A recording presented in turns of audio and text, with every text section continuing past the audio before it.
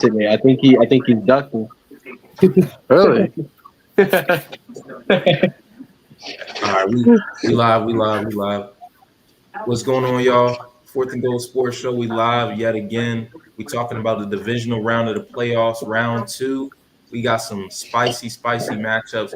I'm really feeling like this is gonna be better than last week. The playoffs only get more competitive. It's only gonna get better and better. That's what I love about the playoffs. And we got some pretty good matchups, and I think we could be seeing some upsets. But yeah, we're gonna start it off. How y'all feeling tonight? How y'all feeling, man? The playoffs. Here we go. Round two. Round two. Um, I am fired up. I'm extremely excited to see my team go once again in the divisional round. Nobody believed in this but us.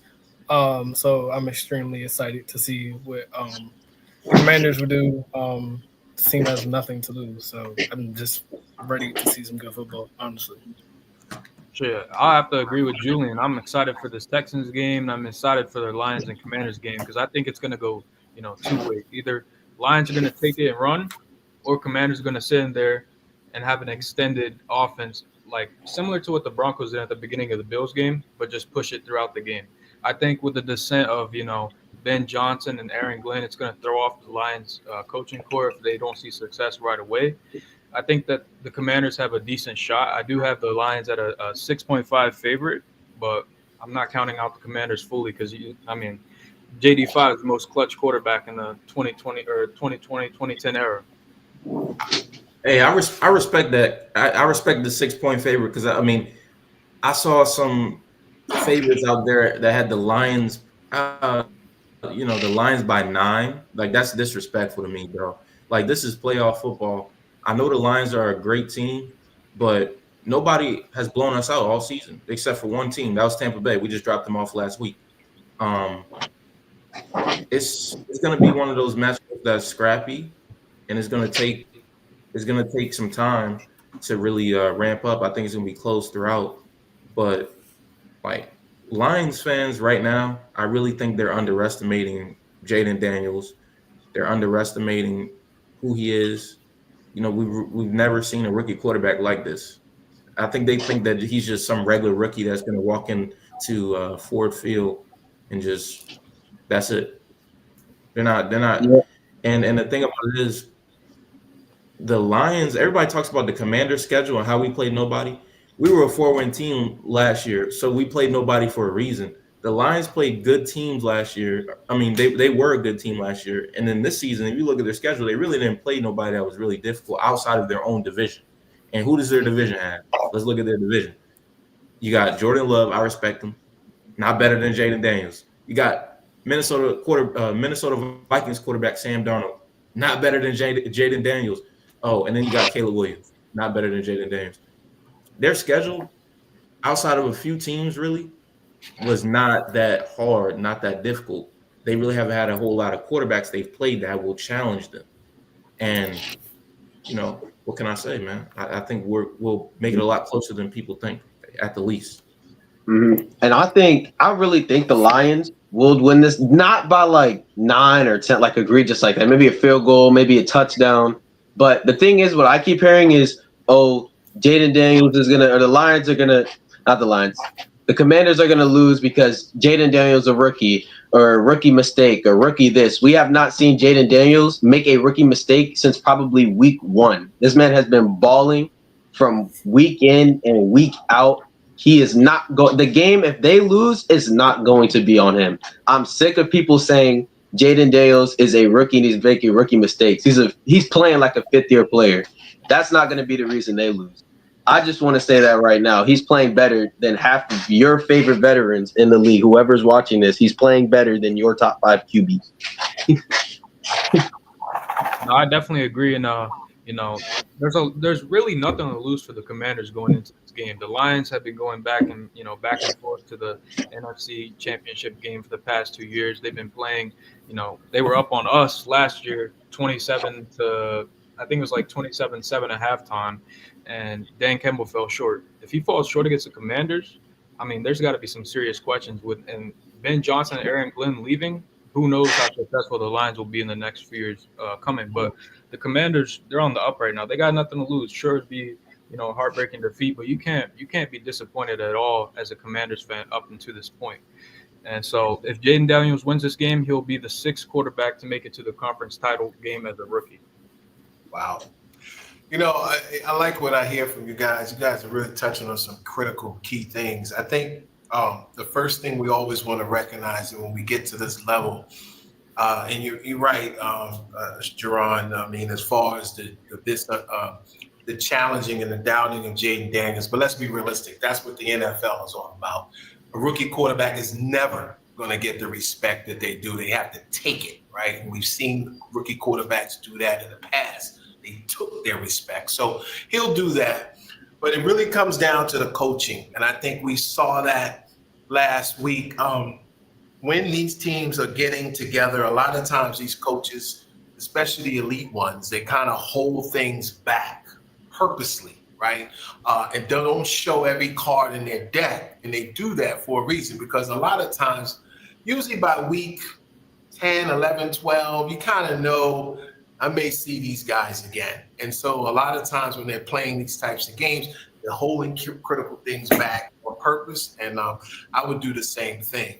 But I do want to make a note about, and I like something you said about the Lions. I mean, again, sometimes when you have certain expectations, again, the fan base is built up. They're like, hey, this is it. It's your second or third year. And so the critical thing with the Lions is going to be they can't misstep. They can't underestimate. See, if they don't take Jaden Daniels as the super athlete, the excellent ball player that he's been this season, then yeah, they could get caught. But if they approach him like they would any other elite quarterback, they should have a chance, like Jerron said, to maybe squeeze out a win here or there. And one of the things I like is this, and I'll pass it off to the next person, but notice the way they're voting now in NFL football when they talk about who's picking these all-star teams. It's shifted in the last couple of years. It's gotten to the point where the players are saying who's the elite, who's the best. And I love that, because the sports writers, they pick the same old suspects. And so make no mistake, there's not an NFL ball player that's played against Jaden Daniels this season that doesn't know this cat is absolutely elite. They know what he's capable of. Trust and believe that. They're going up against him. So don't get caught up in all the noise, that we hear on the networks, ESPN and all that kind of stuff. So, yeah, good stuff, guys. Oh, yeah, they know who he is. Game by game, I'm sure the studying of the film for each team that's, playing against him is probably ramping up, studying Jaden's game, but I just have a feeling. I didn't really want to start this live talking about my Commanders. I wanted to say that because I'm so hyped about the game. That's the big game to me. I know there's better games that are going to be on this weekend. Last week we were the best game. I don't care what nobody says. We were the best game last week. This week I really think the best game is going to be Bills versus Ravens.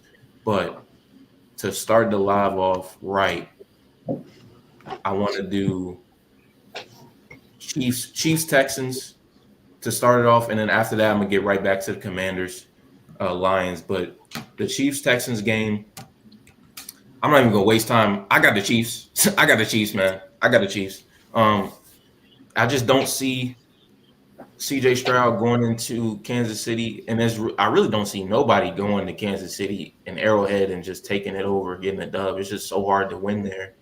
And that man Patrick Mahomes, you can call him corny. You can say this about him, that about him.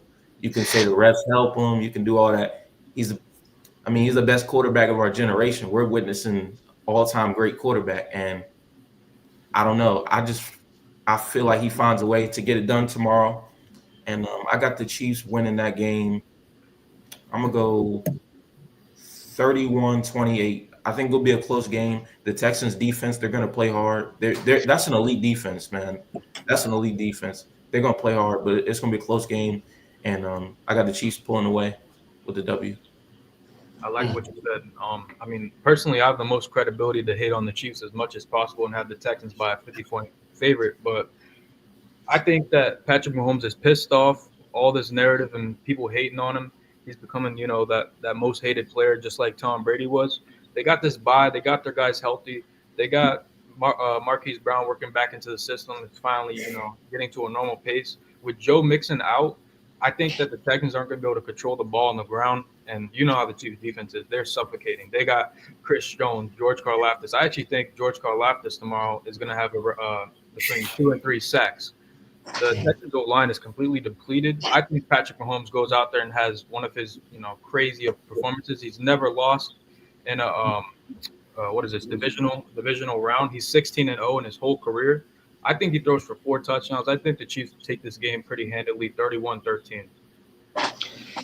And yeah, I'll get ready and take my quick take. Chiefs 14-point favorites in my opinion. And one thing I want to say about this Texans offense that I've wanted to say forever, outside of Joe Mixon, especially now we're saying Joe Mixon is ruled out, I'm going to say right now, this offense is garbage. CJ Stroud this year, such a down year, especially when I watched him play in this last playoff game. I mean, it was very, very, very hard to watch without Joe Mixon. And that defense played such a good part in there. They had 2 picks against or not 2 picks. One of them was a pick 6. One of them ended up putting them in like a 5-yard range to go in for a touchdown. It's like the defense was carrying that team. And the last team that we talked about where the defense was carrying them was the Pittsburgh Steelers, and that didn't get them anywhere. So I think the Texans are in that same position. They're going to lose to the Chiefs. And honestly, I think it could be worse than 2 touchdowns. I'm saying 2 touchdowns. I think it could be worse. I don't like that offense, especially not with CJ Stroud this year. I don't like it.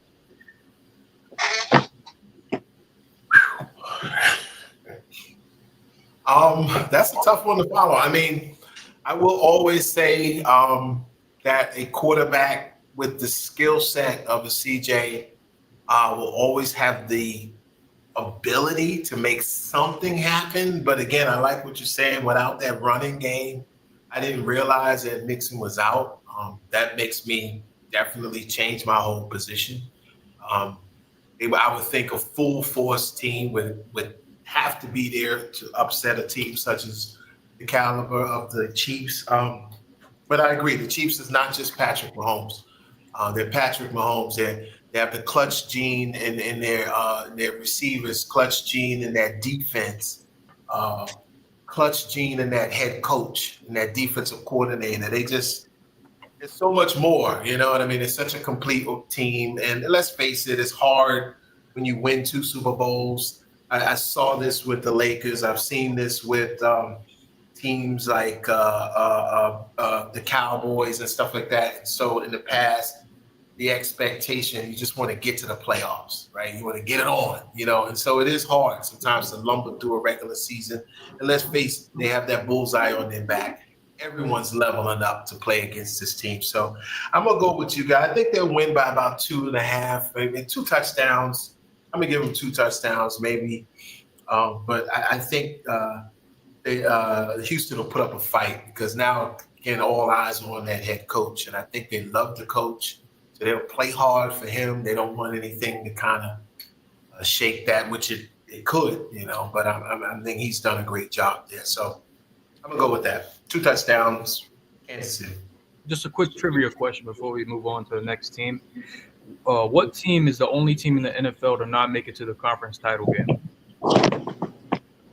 Ooh. Houston. Jacksonville? Oh, Houston. Wow. And I don't think they're going to make it. I think Patty's going to squash them. It'll be a while before they get back. Kind of to just say the same thing. I got Kansas City.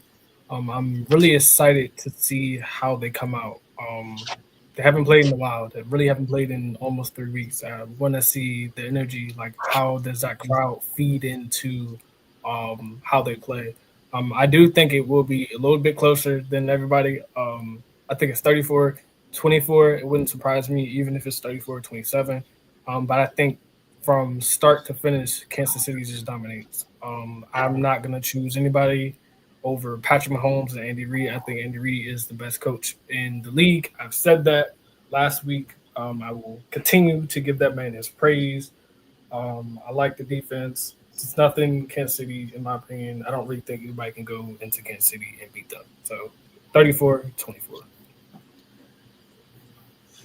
Definitely gonna piggyback what the rest of you guys are saying. I don't really think this game is gonna be close. I got my score prediction 31-14.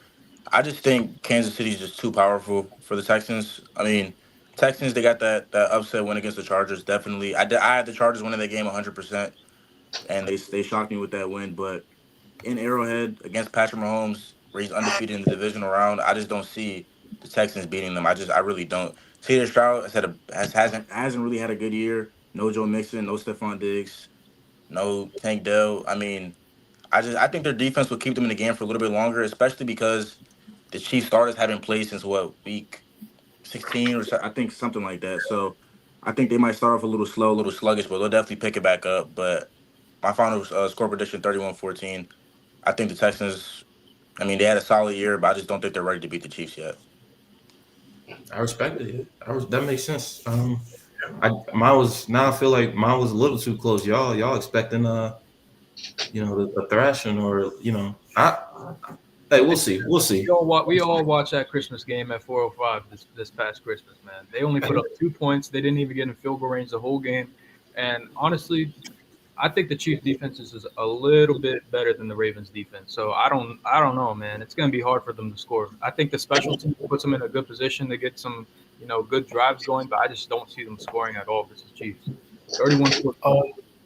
Quick question before we move on. I haven't watched a lot of Houston games. I didn't really watch the Christmas game. I saw it like it was already getting blown out. Do you feel that? What do you think the cause of the Texans' kind of offensive downfall? I've heard blocking. Like, that's the only problem. I've heard some football guys kind of blame Slovic. And I kind of just want to get y'all guys' opinion on Slovic, the offensive coordinator. I may be Bobby Slovic. Yeah. I mean, Bobby Slowick, I think this is a big downfall or downturn. Like last year, he was really in head coaching, consideration. The Commanders brought him in, I think, for an interview. And I think at one point our fan base was like, hey, let's get Bobby Slowick. Let's get Ben Johnson. Let's get, what I'm saying? He was in those talks. He was really it. But like, I don't know. I don't think he's in those talks anymore, This year is not too good. Think about it. They have a better roster than last year, and they're worse. I mean, I know they have injuries, but it's like something's not clicking as far as chemistry. As far as the sacks thing, I hear that across the board for several quarterbacks, and I tend to I can understand if your O-line sucks and they're bad, but I tend to give a lot of the accountability to the quarterback. Unlike a lot of these teams, they void all accountability and they give it all to the O-line. No, it's not all on the O-line. There's certain quarterbacks that are not good at pocket presence. And maybe CJ Stroud, for one, just because he's a young quarterback and he's an elite quarterback doesn't mean he doesn't have struggles. And, he deserves some accountability. Pocket presence is a very important thing when it comes to young quarterbacks. Caleb Williams, I think he has talent. His pocket presence is terrible. It's garbage. Sam Howell, I love Sam Howell. That was my guy. His pocket presence was garbage. Shador Sanders coming out the draft this year. I like Shador. I've been a fan of Shador since Jackson State. His pocket presence is garbage. It's not always on the offensive line. That's all I think. I agree with that as well, but I also think it's both it's the entire offense outside of probably the receivers and everything. But I do believe that it is also the QB's job to get it out of his hand quick. It's also the part of the offensive coordinator. If you know your offensive line is crappy, don't be sitting there having him do 5-7 step drops when you know his offensive line is not going to give him that much time. That's why I kind of like the way Cliff has fostered this offense, even though I kind of get on him with some of the behind the line of scrimmage stuff. But yeah, I kind of think it's a little bit of both. The QB has to know that I don't have a lot of time. So I can't be sitting here running around like Caleb Williams does. I remember when Caleb Williams came out the draft, me and Tyrus had a whole argument about Caleb Williams. But yeah, I think it's a little bit of both. But yeah, I just wanted to get your thoughts on that. Do you also think that the lack of mobility is a factor too? Because like No, people, okay, I saw Bears fans try to tell our fan base. I saw this, man. They were trying to tell our fan base, well, Caleb is struggling so bad because the O line sucks. Y'all have a better O line. Before the season started, they were talking about their O line was pretty solid. You know, they got a solid O line. Yeah. What happened was this. First of all, Caleb Williams in college, he was a great playmaker. Obviously, he's in the big boy leagues now. He's in the NFL, and that's going to reveal things. Jaden Daniels is able to elevate his offensive line. He's able to elevate those around him, and I just feel like our O line is really not that good. It's quite bad, but Jaden is able to make plays happen, do things. Not every quarterback can do that. C.J. Stroud is a great passer, but he can't do what Jaden Daniels does. As far as like playmaking, and nobody can do it the way Lamar Jackson does it. So it's just hard. To kind of answer that, I think Caleb Williams suffers from this ideal that every time he stepped on the football field, he's been the best athlete. In college, at Gonzaga, he was the best athlete. USC, Oklahoma, he's the best athlete. Every time he's touched the football field, he's been the most superior athlete. You're now in the NFL. You're having guys that are equally athletic or more athletic than you. So you're not going to be able to make those fantastic 15 yards behind the line of scrimmage plays. He's not as athletic as that. I just think it comes down to just Jaden Daniels or Lamar or that type of quarterback knows they have a certain level of athletic ability that at this level Caleb Williams just doesn't have. And also it's just that that instinct that Caleb Williams has to always have to make the big play. So I don't really think he plays in rhythm, doesn't get the ball on time. So like it's to kind of ask your question. That's my statement. Yeah. I'm going to come to the defense of CJ. I think you guys have to realize that, and you probably do, but maybe you said this, but when you have a young quarterback in the NFL, everything has to kind of be right? You have to have all these situations because they don't have the experience, depth, and all the other things going for them that the veteran quarterbacks have. Case in point, you take a guy away from him that has been clutch for him last year, his go-to guy. And then when everything, pockets are breaking down, he's getting the ball in the hands of Tank and these type of guys. And then now when you have the run game suffering and then you have receivers coming in and receivers going out, only the veteran quarterbacks can overcome those type of things. You've seen Mahomes do it, when you just throw a receiving group out there and he finds a way. We've seen guys dropping passes left and right with Patrick Mahomes last year. I mean, dropping wide open passes, and yet they still won the Super Bowl. Everybody can't do that. So, to CJ's defense, they brought a team in there that they thought was going to pick up like they did last year. Injuries are a major part. And again, I think when you look at young quarterbacks, you look at veteran quarterbacks, the great veterans, the good veterans, not them all, but the good ones are able to pick up the pieces and you can kind of plug guys in and they just keep it going. But when you're dealing with these young quarterbacks, a lot of things have to kind of be, in place, just right for them. Then once they get year 3, year 4, and they start to get that confidence, and like right now with Caleb, who's his go-to people? Who's that guy, right? I mean, that's the thing.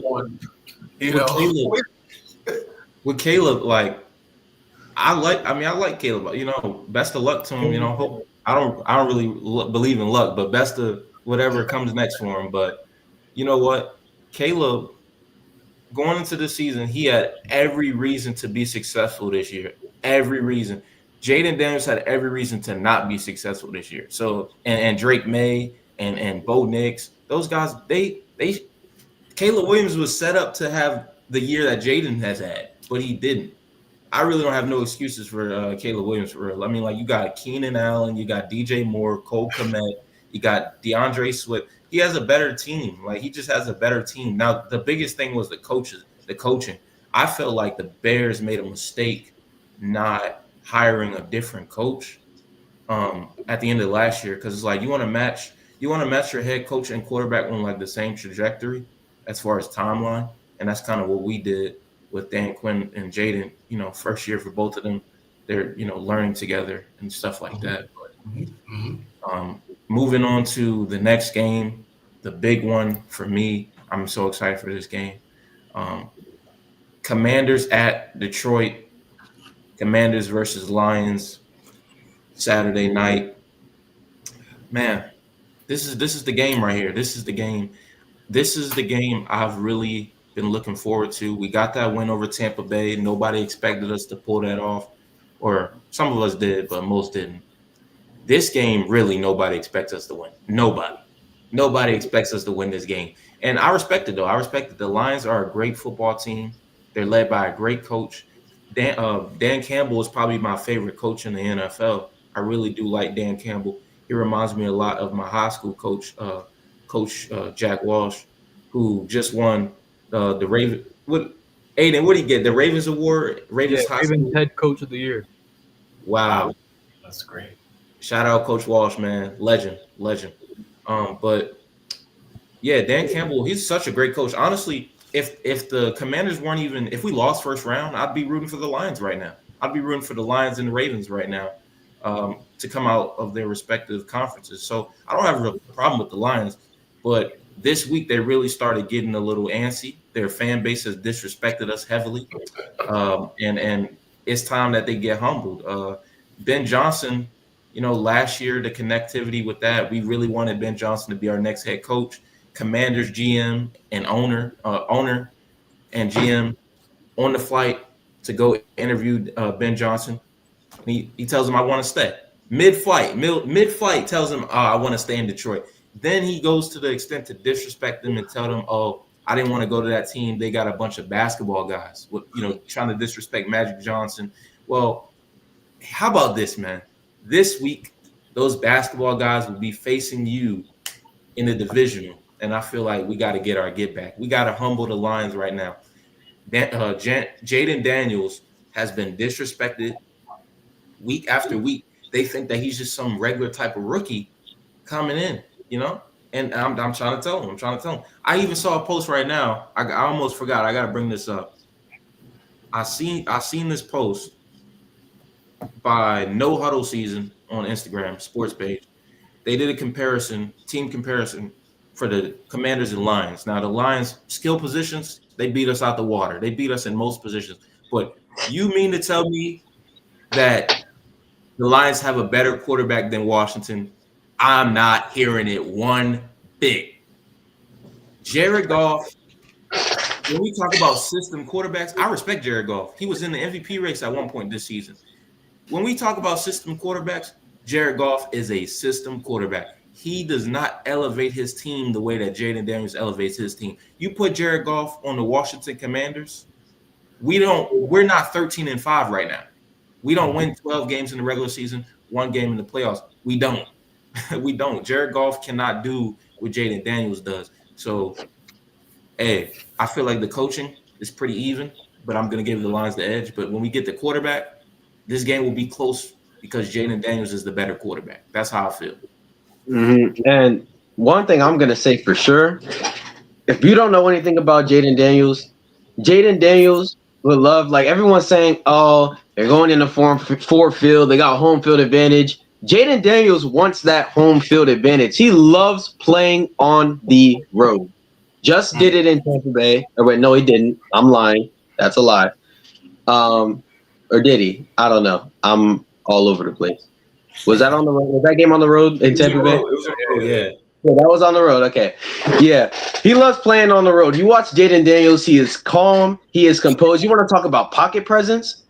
Dude, he will sense people without, just feeling somebody on their back. Kind of the similar thing. I hate comparing him to Lamar Jackson, but they're kind of similar in their pocket presence. How they can feel somebody without, having to look. Like their pocket presence. And for a rookie, it's so elevated. And to be able to do that in another team's stadium, he wants to be in Ford Field. He doesn't care. as much as people think, oh, he's a rookie and he's not used to it, he loves playing on the road. And there are stats to prove that. Jaden Daniels has great road composure. And I honestly think the game would go better to take Jaden Daniels on the road than to bring the Lions into FedEx Field. Honestly, wild take as you may think, I think Jaden Daniels is so much better on the road. But at the same time, I still got to have the Lions over them because the Lions have a lot more to prove. They have a bigger chip on their shoulder. They should have went to the Super Bowl last year, lost to the 49ers. We know that. They should have went last year. And it would be very embarrassing for them to lose to the Washington Commanders. As good as Jaden Daniels is, that'd be really, really embarrassing for the team that they set up right now, first round bye, to come in and let this 22-year-old, 21-year-old kid knock you out of the playoffs. That would be way too embarrassing, and I just don't see that happening. But if they underestimate him, he's gonna have a field day with that team. He had a field day in Tampa Bay. I mean, that game he was lights out. He is so fun to watch. If you don't understand Jaden Daniels, you will know Jaden Daniels. Even if they lose, that boy is a baller. He is so fun to watch. I mean, it's so fun to watch. So I think, I mean, it's gonna be a close game. You speaking facts, Jerron. You speaking facts. I'm not even mad at your pick because like I said, it really could go either way. I know most people are gonna pick the Lions. It could go either way though. But like Jaden is so poised as a young quarterback, and it really impresses me. Like I'll be watching the games, man. I'll be sitting there watching. I'm on the couch or I'm in the living room watching the game, and I'm stressed out. Like what's gonna happen next? My heart's beating. I'm like, shoot, this game getting crazy. And Jaden, he's in the game playing, and he doesn't look stressed at all. Like he looks so calm. And for real, I just feel like that man Goff, he ain't been through no pressure. He has a coach that's gonna be behind him. He has a run game that's elite, the best run game in the NFL. And honestly, the Lions probably, I hate to say it, they probably could do whatever they want on offense this game. But here's the thing, offense gonna ball out too. The Lions have, they have some dogs on defense, but hey, we face teams with better defenses. We face teams that got some dogs. I'll say this: if the game is close, give me JD5 every time. That's just how I feel. Give me JD5. You make this game. Matter of fact, if you turn this into one of those games where it's like, okay, our defense going to bend but not break. The Lions going to score. They're going to score. It just happens. But the Commanders going to score too. And I'm telling you, if we get to one of them 33, 30, 34 games, it's close type, we're going to do our thing. That's just how I feel. And Jaden, he'll find a way. I'm not gonna lie. I don't know if it's the robbery of the glaze, not the glaze, but the hype up of JD5. But I just checked their roster, and their best corner coming into this game is Terry Arnold, a rookie. After that, it's a 8-year vet and a 7-year vet drop off. They have nobody in the secondary that started to begin the season, and Terry Arnold's a dog too. He's banged up. Week 18, he left the game with some type of leg injury. So they're really on defense. They don't really got anybody. This is a whole different identity on their defense. I think player of the game though for Detroit is probably going to be Kirby Joseph. I have him forcing some type of turnover, whether it be a forced fumble, interception. He's been going crazy this season. Key people out on Detroit's offensive line. Kevin Zeitler's out, and Penei Sewell is a little bit banged up. So if the Commanders can run some stunts on that side, take advantage of this Awasika, the second guard, man, it could be a terrible day for Jared Goff. And I got to switch it up a little bit. I think the Commanders going to take this one by 1 point victory, 31-30. Wow. Man, our defense though, we got to get some pressure on Jared Goff. Dante Fowler, Deron Payne, and John Allen, they need to lock in, bro. They got to lock in. Dante Fowler, he's been pretty good for us this year. But the main two people that got to lock in, if I'm Dan Quinn and I'm calling out guys in the locker room, I'm calling out Deron Payne and John Allen. Deron Payne and John Allen, if you're listening to this live, please make a play. Please do something. They are overpaid to extreme, man. They're so overpaid, and they're playing like average D linemen recently. It looks like Jerzon News the only one that really making plays on that D line. I love the way he plays, but they got to lock in, man. They got to lock in because getting pressure is a must. Jared Goff is not a very mobile quarterback, so the part of his game that he kind of uses to like not let that be a weakness, his lack of mobility, he gets the ball out very quick. So we got to get pressure. And also, Joe Witt Jr., make adjustments because that coverage last week, it was disgusting. I hated it, man. We're so far behind. We need to press. We need to get on man. You feel me? We gotta lock in. I know we're always, trying not to get beat over top, but you're gonna get beat underneath if you always play so far back. There are times in this game where we do need to be backed up though, because Jameis Williams, that guy, is it James? Jameson Williams. Goodness gracious. I can't even think right now of how upset I'm gonna be when he cooks Marshawn Lattimore on a streak route. It's gonna be nasty because Lattimore is not ready. He's not, but that's why I said I'm not even talking about our defense because I know they're gonna get cooked. We're gonna get cooked in the run game, we're gonna get cooked in the air, we're gonna get cooked everywhere. I mean, I sound like Dr. Seuss right now. I'm rhyming, but look, we're going to play our game on offense. That's all I can worry about. I can worry about the offense because right now I have no faith in the defense at all. I really don't. But the score prediction I have, man, this is a close game, closer than people think. But I'm gonna go Commanders win this game. Another one-score possession. Our last 6 or 7 games has come down to 1 scores, and you got folks out here picking the Lions by 9 points. Cut it out. We win this football game 34-31. Give me my Washington Commanders to get another playoff win. We're going to the NFC Championship. It's just too hot right now. We're too hot right now. To slow down. Like, you win a playoff game, that's cool. Like, we're all excited. It's a great moment. Why not build on that? Why not continue it? No rookie quarterback has gone to the Super Bowl ever. But, hey, next week isn't the Super Bowl. Next week is the NFC Championship. So we focus on this game tomorrow, get to the NFC Championship. We focus on that game. I feel like we got this, man. 34-31. Give me Washington. As the second Commanders fan in this live, extremely excited for this game. Can just say everything you say. I need the big fat boys up in the middle, them Bama boys. I need them to show out. Please. I think Payne plays better when he's on the edge than he is in the middle. That's what I've noticed. He's played a lot better. Our run defense is a lot better when he's on. It's not in the middle. So that's like one adjustment I would like to see. I can't not agree more than the corners playing 5-10 yards back. I don't get that. I get you don't want to get beat over the top, but you can't just allow these guys to get off on a free release. Like, I'm tired of seeing that. I've seen it for the last 2 or 3 years. It is absolutely annoying. I need the linebackers. Who I need the linebackers. Who you want on St. Brown? Because Marshawn Lattimore has been pissing me off. Mikey. Yeah, that game against Mike Evans. Ooh, no. Yeah. That was pretty bad. Honestly, I still think you have to have faith in Lattimore. Regardless, you traded for him. I have no faith. Money. I have no faith at all. You're still gonna have to have faith in him because who are you else gonna put on him? You're gonna put St. Juice. You're gonna go back to Michael Davis. You're gonna be having penalties all day. I'm sitting there yelling at the screen, ready to punch the ball. So I can't do that. You're gonna have to have faith enough in Lattimore to do something. But I really think Mikey has to step up. I mean, Mikey has stepped up all 17 games. So I'm willing to put Mikey on.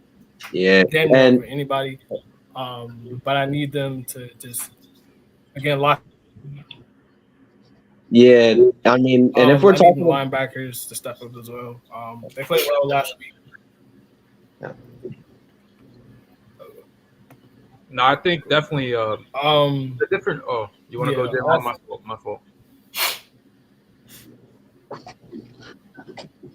All right. So what I was gonna say was we're talking about that Washington defense, and you guys don't want Lions receivers getting a free release. One of the I know he's like a safety, or I haven't watched much Washington defense again because they're not that good. But Sanders still is a dog. I remember when the Ravens played it. That's the reason I remember him. And I've seen him play against the Steelers. I watched the Commander Steelers game. Sanders still is a dog. I think you can start fitting him in a nickel corner position. Like you can start moving him around the field. He's versatile. He was a Yeah, that's what dog. we do. He can That's play his position. football. Yeah. Mikey's playing That's out what of position. Mikey's a slot Yeah. corner. He's got literally playing out of position this entire season. Yeah, and he's got to keep doing that. Dude's a dog. He's honestly, in my opinion, right now the best player on their defense, and he's a rookie. He's a dog. I'll just say that he's amazing. I want the first play on defense. I need somebody on defense to get a big hit. I need them to set a tone to Detroit that we are not afraid and that we will come into your trap and we will get this W. Ooh, Yeah, I was about to say. I don't care. Frankie. I don't care if it's a penalty. He's about to I crack do not care. I need a hit. I need I need them to suck the life out of it for the first play. I don't care if it's special teams. I don't care. Just hit somebody. That's defensively. I need special teams to come in. I need a big play from Crowder. I think it is about time. We're overdue for a special teams return. We need something from the special teams. I've screamed it all year, all 17 games. Special teams need to step up. Offensively, we need De'Ami Brown masterclass again. Honestly, if I'm Cliff, I'm taking a shot to Diami. That is the first play. I'm setting the tone. I'm saying I'm believing in my receiver Diami, and I'm giving it a shot. I'm taking a shot. First play. I don't care what's the design. You got to be smart, though. I think the big thing has to be time of possession, just like it was last week. Because what really ticked me off was like the first drive. I think we didn't score in the first drive against Tampa Bay last week. I was so stressed last week. I'm like, we got a rookie quarterback, hostile environment. I'm trying to score every drive. So it's like 4th and 1, we going for it. 4th and 2, we going for it. But you don't want to be too dangerous at the same time. But these two coaches, they gonna take the risk. And they're gonna challenge the opposing defenses for sure. I need every trick play in the book, Cliff. I need a Philly special. I need special teams. I need Tress Way to get a first down. I need everything. We need to run that QB sneak we did. That QB sneak we did where I thought it was about to be like a triple option or something. We had Jaden all the way in the backfield. I think it was B-Rob or Austin Eckler, and we had Mariota lined up under center, and we just dove it in for the first down. We got to pull that out again. We need to, because I really don't like seeing Jaden on those 4th and 1 QB sneaks. No. He's too small. He's too frail, and he better not get hurt. Put Marcus Mariota in that joint. We're going to get the first. That's how I think. I'm starting Eckler over B-Rob. I think the fan base is clamoring for it. He's screaming for it for the last couple of weeks. I think it needs to happen. B-Rob, again, like I said last week, the vision is just not there. I also think the offensive line is horrible. I don't think they run block great either, but I feel like you have a better chance with other backs than B-Rob. B-Rob doesn't have that type of speed, that breakaway speed. We get it. He's a bowling ball. But when it's time to get to that second level, hit, contact, he falls down. And even if he doesn't, he's not going to have breakaway speed to break something. So, man, you've been very nice about B-Rob right now. You've been very nice. Because quite frankly, I was watching the game last week. I was watching it with some family, and I said it straight up while we were watching it. I'm like, you see that guy right there? He sucks. He's terrible. I love B-Rob. Like, I'm a fan of Brian Robinson. If he goes to some other team, I'm still going to be following him, seeing how he's doing. But these past few weeks, pretty much this season, bro, he's just been bad. If I'm GM Adam Peters, let his contract, finish out his rookie year, and we can find somebody else, because there's no way I'm bringing him back. Absolutely no way. No way at all. Like, he's bad. Like, no vision. He looks banged up. He looks tired. That's why every game it's like Jaden has to be a playmaker and rush the ball. He's going to have to do that this game, rush the ball, because a part of winning football games, you got to have rushing yards. You got to play defense. You got to convert, and just B-Rob, I don't know what it is. He's just been shooking up these past few weeks, and somebody has to lock in and tell him, he's playing like crap. Austin Eckler is a better runner and a receiver right now, but the problem with Eckler is he's very small. Like, he's just B-Rob has the size, but he lacks the speed and the vision, where Austin Eckler lacks the size, but he has the speed, he has the vision, and he's a great receiver as well. So we got to definitely utilize Austin Eckler in this game. We need to get Terry the ball, and also you have to eventually get Ertz the ball. But I'm definitely getting Terry the ball often. I don't care if it's a jet sweep. Just get your best playmaker with the the ball in his hands, making plays. That's really it for Get him in offense. 10 plus targets, bro. 10 plus. I have the Commanders. Like I predicted last week, Jaden's going to walk him down. I'm going to say it again. 33-30, Jaden walks him down. Ford Field, he does it again, going to the NFC Championship game. Yeah. My take on this is it goes back to something I'm hearing you guys say. I think on the road, hostile environment, you have to be very careful with that first quarter. The Lions, they're not foolish. They're going to try to take the heart and soul out of your football team. They're going to try to punch you guys in the nose early and often. They're not foolish. They know if the game is close, there's a quarterback on the other side that has the capability of winning a close game, a one-score game, a field goal type game. So I'm going to think that, and this is one of those games that's either going to be a blowout. I don't think it's going to be as close as you guys say. Either they're going to try to blow you guys out or you guys are going to try to blow them out. I think the respect for both of these quarterbacks on both sides. Now, again, who has the personnel to accomplish that? Yeah, you guys are right. Moving pieces around and being careful of playing too deep. Yeah, there's a lot of things going on here. But the one thing I will say is I believe both these teams are very well coached. So I don't think a coach is going to be sleeping at the wheel. I think they're going to be engaged. They're going to be trying to pull out all the stops. At the end of the day, he who has the most mobile quarterback, the most smartest quarterback, the most unpredictable quarterback usually has the advantage. So I am going to give you guys the advantage at the quarterback position. And again, the Commander defense is going to have to pull out some miracles. They're going to have to do something that they haven't really been doing as much of and come up with some critical stops. They can do that, as they say, the complementary football thing. I do agree. I do believe the Commanders are capable of pulling off an upset. But that first quarter, I'm going to keep my eye on it closely because I think that's where the game's going to be won or lost. I can also share. Mr. Ron. Oh, my fault. What's up, Zaire? I'm going to just say this real quick. I'm going to let you go. Okay. Mr. Ron, you spoke straight facts, what you just said, and it had me thinking of this quote that says, before the battle is won before the battle begins. And I just got a feeling right now, man. I got a feeling everybody in here, the battle is already won. Washington is getting to the NFC Championship. That's all I got. Washington. This is live, y'all. Hey, if I'm a Commanders fan, I got one more thing. As a Commanders fan, please bring my team back to RFK and let that jump be rocking whenever we get it fixed, and let that stadium be rocking so we can host a playoff game in DC. Let us get rocking. Let us give us a couple more years and just watch. Nice. What was you saying, Zaire? I just wanted to give also my take too as well. I'm on the side that the Lions are most likely going to win. Now, I'm not gonna say the Commanders definitely won't put up a fight. I mean, I've seen their games, and they definitely put up a fight, especially when it comes down into the fourth quarter. And we've seen time and time again when Jaden Daniels has the ball, especially if there's 1 minute left, he can get down there too. And so I'm definitely not gonna fault the Commanders and say they ain't gonna put up a fight either.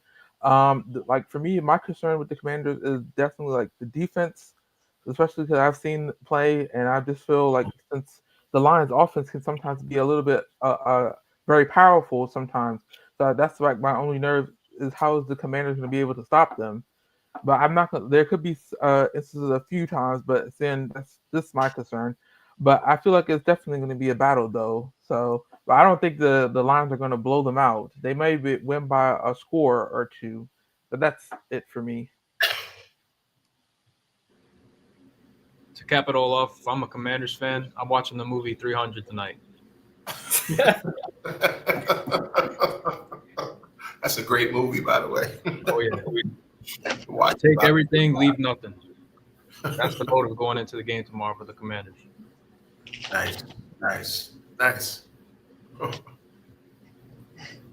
I mean, Dan Quinn is going to have them boys war ready.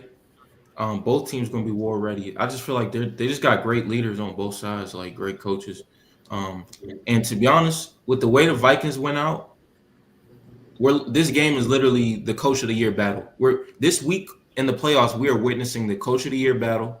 We're also witnessing the MVP battle. This week, that's the way I feel because Dan Quinn and Dan Campbell are the top two coaches in the NFL this season. That's how I feel. Of course, MVP. We already know Lamar, Josh Allen. Me personally, I think it's over. I think it's already over. That man Lamar should be MVP in my opinion. But obviously they don't include playoffs in the races, but it's going to be interesting. What's next game? Rams. Eagles, I believe, right? Eagles. Oh yeah, Rams and Eagles. Ooh. Rams and Eagles. You know what? I was talking to my man Aiden about this game. He just turned his camera off. I don't know if he had to do something, but yeah, we was talking about this game. And at first, I'm not gonna lie, guys. At first, I was rocking with the Rams.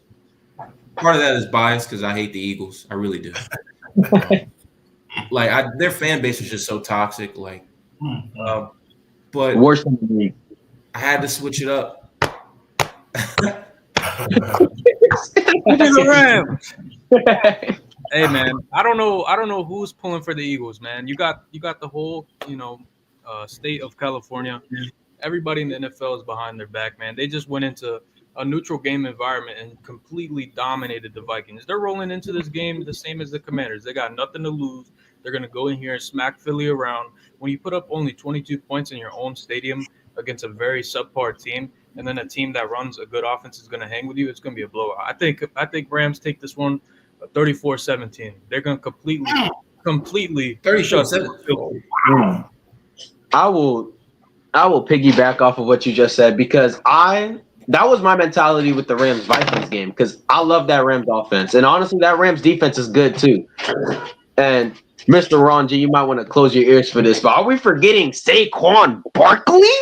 Like, are we serious? 2,000-yard rusher could have broken the single season rushing yard record if Nick Sirianni would have let this man play. We're talking about the best running back. Forget Derrick Henry's great. He's my number 2 right now. Very close. But Saquon Barkley, dude, this man is so dominant week in and week out. He has proven to play with that chip on his shoulder. Oh, he's always injured.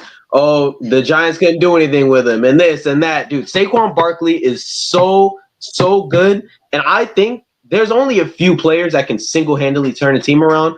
One of them is Jaden Daniels, and I feel like another player, just one single player that can win a football game is Saquon Barkley. He's that good this year. He's not slowing down anytime soon. I think, yes, it'll be a close game. I honestly think it could be a shootout, one of those 35, not even, maybe one of those 45, 42 games, but really, Saquon Barkley is going to go off like he always has. And I think that Rams offense is going to go off too. So I think it's going to be high scoring, but I wouldn't say smack him around, dude. Saquon's a dog. No one's getting smacked around with that man on the field. I'm sorry. The Rams, I really wanted to pick the Rams, but like I said, a part of that was bias. I want to see the Eagles lose, but you got to be real. The Eagles, the Eagles defense they got some ballers, right? And I just don't see. I mean, I could see Stafford and Kupp and Kyron Williams doing their thing, but I just don't see it, really panning out the way that the Eagles are going to do their thing versus the Rams defense. The Rams defense is very, very young. They got a lot of young players. Also, it's cold. It's cold in the DMV, and who's right near us? Philly. Philly's close to us. It's cold in Philly right now. It is cold. And you got these Cali guys coming up. They coming in the Philly tundra. The fans gonna be chirping. It's freezing cold. Give me Philly. Give me Philly. I think Hurts is gonna do just enough to get this done for his team. Of course, he's not gonna outplay Stafford. I mean, Stafford's a dog, but just give me Philly. Time of possession. One thing I hate about Philly that they do so well, when it's close in the game, like fourth quarter, third quarter, it's close. You feel like if you get the ball back, you could really go score. They're going to hold the ball all day, and they're going to run the ball and be in that huddle for like a whole minute. They're going to be wasting time because that's what they do, time of possession. And, of course, they're going to dominate up front. They're going to do what they always do. Philly, give me Philly to win this game. I'm going to go a close game, 30 – give me 31-28. Yeah, 30. 31-28. Same score I had for the Chiefs. For the Chiefs and the Texans, 31-28. Give me the Eagles. Wow. I may be the only person that I understand how great the Eagles team is. I think they have the best roster in football from 1 to 53. The best offensive line in football, a great defensive line. Again, like I said, Carter last week is a game changer in the making. I'm scared. He is in our division. I think he is a game record that people are not looking at. But I think when you have arguably probably the best offensive mind, my Commanders let him go in the game. And you have Matthew Stafford, a top 5 quarterback in the league, as I continuously will say week after week. He's a top 5 quarterback in this league. I think they always give you a shot. I think the Rams have some underrated dogs that nobody is really looking at. I think that's a little scary. Like when you have a team that has some underrated players that nobody's looking at, they're always going to give you a chance. So I have the Rams walking into the link and beating the Eagles. They have the better quarterback. I don't believe in Jalen Hurts at all. Shout out to Jalen Hurts. But what I saw last week and what I've seen continuously over his career, him throwing for 37 yards within the first 3 quarters last week was absolutely horrendous. I think there's like no excuses for them at all. I have the Rams 27-21. I think Sean McVay, Matthew Stafford pulls it off. They have the receivers. They have the running back. I think they're going to pull it off. I think they're going to pull up an upset. Wow. I mean, I thought, and I'm like, Tyrus, you're right. Jerron, close my ears and all that. Tyrus, these guys in our division, I am sick to my stomach. But the problem is that you had a guy sitting on the sideline last week reading a freaking book, bro. Okay? Reading a book. Because what I'm finding out now is he wasn't getting the ball. So we got a lot of things going on here. And I agree with you, Julian. But sometimes that type of adversity can do 2 things. It can implode or it explode, right? And so I'm going to think that this is the game that everything is on the line for the Eagles. So let's face it. Jalen Hurts loses this football game. And Jerron said it best. You got one of the elite running backs of our generation on your roster. And make no mistake, they have 2 of the best receivers in the game. I mean, there's no question about what A.J. Brown brings to that team. This guy is an absolute stud, and so it's very difficult to just say, okay, you guys are going to choke a game at home and not have ramifications that probably might even bust that team up. So I don't know. I think the concern of that, I mean, everybody knows the coach has been estranged. You know, everyone's been dogging him. His fan base. I'm telling you, that fan base is so brutal. I had the opportunity to listen on one of their live channels like this, and they were brutalizing the coaches. They were brutalizing Jalen Hurts. Not like we are. We're very cordial. I mean, they were calling for crucifixion for this guy. So I think with that type of pressure, it'll all probably come out in this game. Again, you got Hurts coming off of that concussion. I don't know how much of that was lingering. Not making excuses. If you're on the football field, you should be healthy enough to play. But at the same time, this game is major. But again, if there's any team that can do it, it's that quarterback over there for the Rams. That guy is absolute fearless. And I agree as well. The roster, when you look at the Eagles, offense, defense, they got it all. Ironically, I was watching a video of Aaron Donald talking about how he hated playing against the Philadelphia Eagles because they would always double team him, triple team him, quadruple team him. And again, to Tyrus's point, they're probably one of the best ball control offenses in the league. They will hold that ball. They will push. They will throw short passes. They will do whatever it takes to try to keep that team off the field. So I'm going to say close one. I'm going to say maybe 31, 26, 27. Philadelphia, I think they find a way to get guys the ball. I think Saquon is the multitude, covering the multitude of a lot of sins. And I think they find a way to squeeze this game out. Because if they don't, Monday morning, it's going to be brutal. It's going to be brutal in Philadelphia. You on mute. Eagles fans are so toxic. Like, no one hates on their team more than Eagles fans. Like, and it's Right? like their fan base is just so disgusting. Like, I have friends who are Eagles fans, and it's just like, I mean, they're chill compared to some of the more toxic ones, but like Eagles fans, they do not deserve a Super Bowl. They don't. There's literally only two reasons I would ever root for the Eagles in the Super Bowl, and that's because I would love to see Jalen Hurts get a Super Bowl, and I would love to see Saquon get a Super Bowl. I don't care about none of those other guys, to be honest. AJ Brown is one of the most dislikable players in the NFL. I dropped the video early this year for the top 10 most hated players. AJ Brown didn't quite make it, but he's definitely very disliked. He's just a drama queen. Like, he's always doing too much. Like, he can't just be happy that the team won. Like, the team could win the Super Bowl and he'll be crying because he didn't get over 100 yards. Like, he's just not a good player for their locker room. He's not. And the Eagles, they're just hard to root for, but I got them winning this game. I really do. AJ Brown can come here if he wants to. Shoot.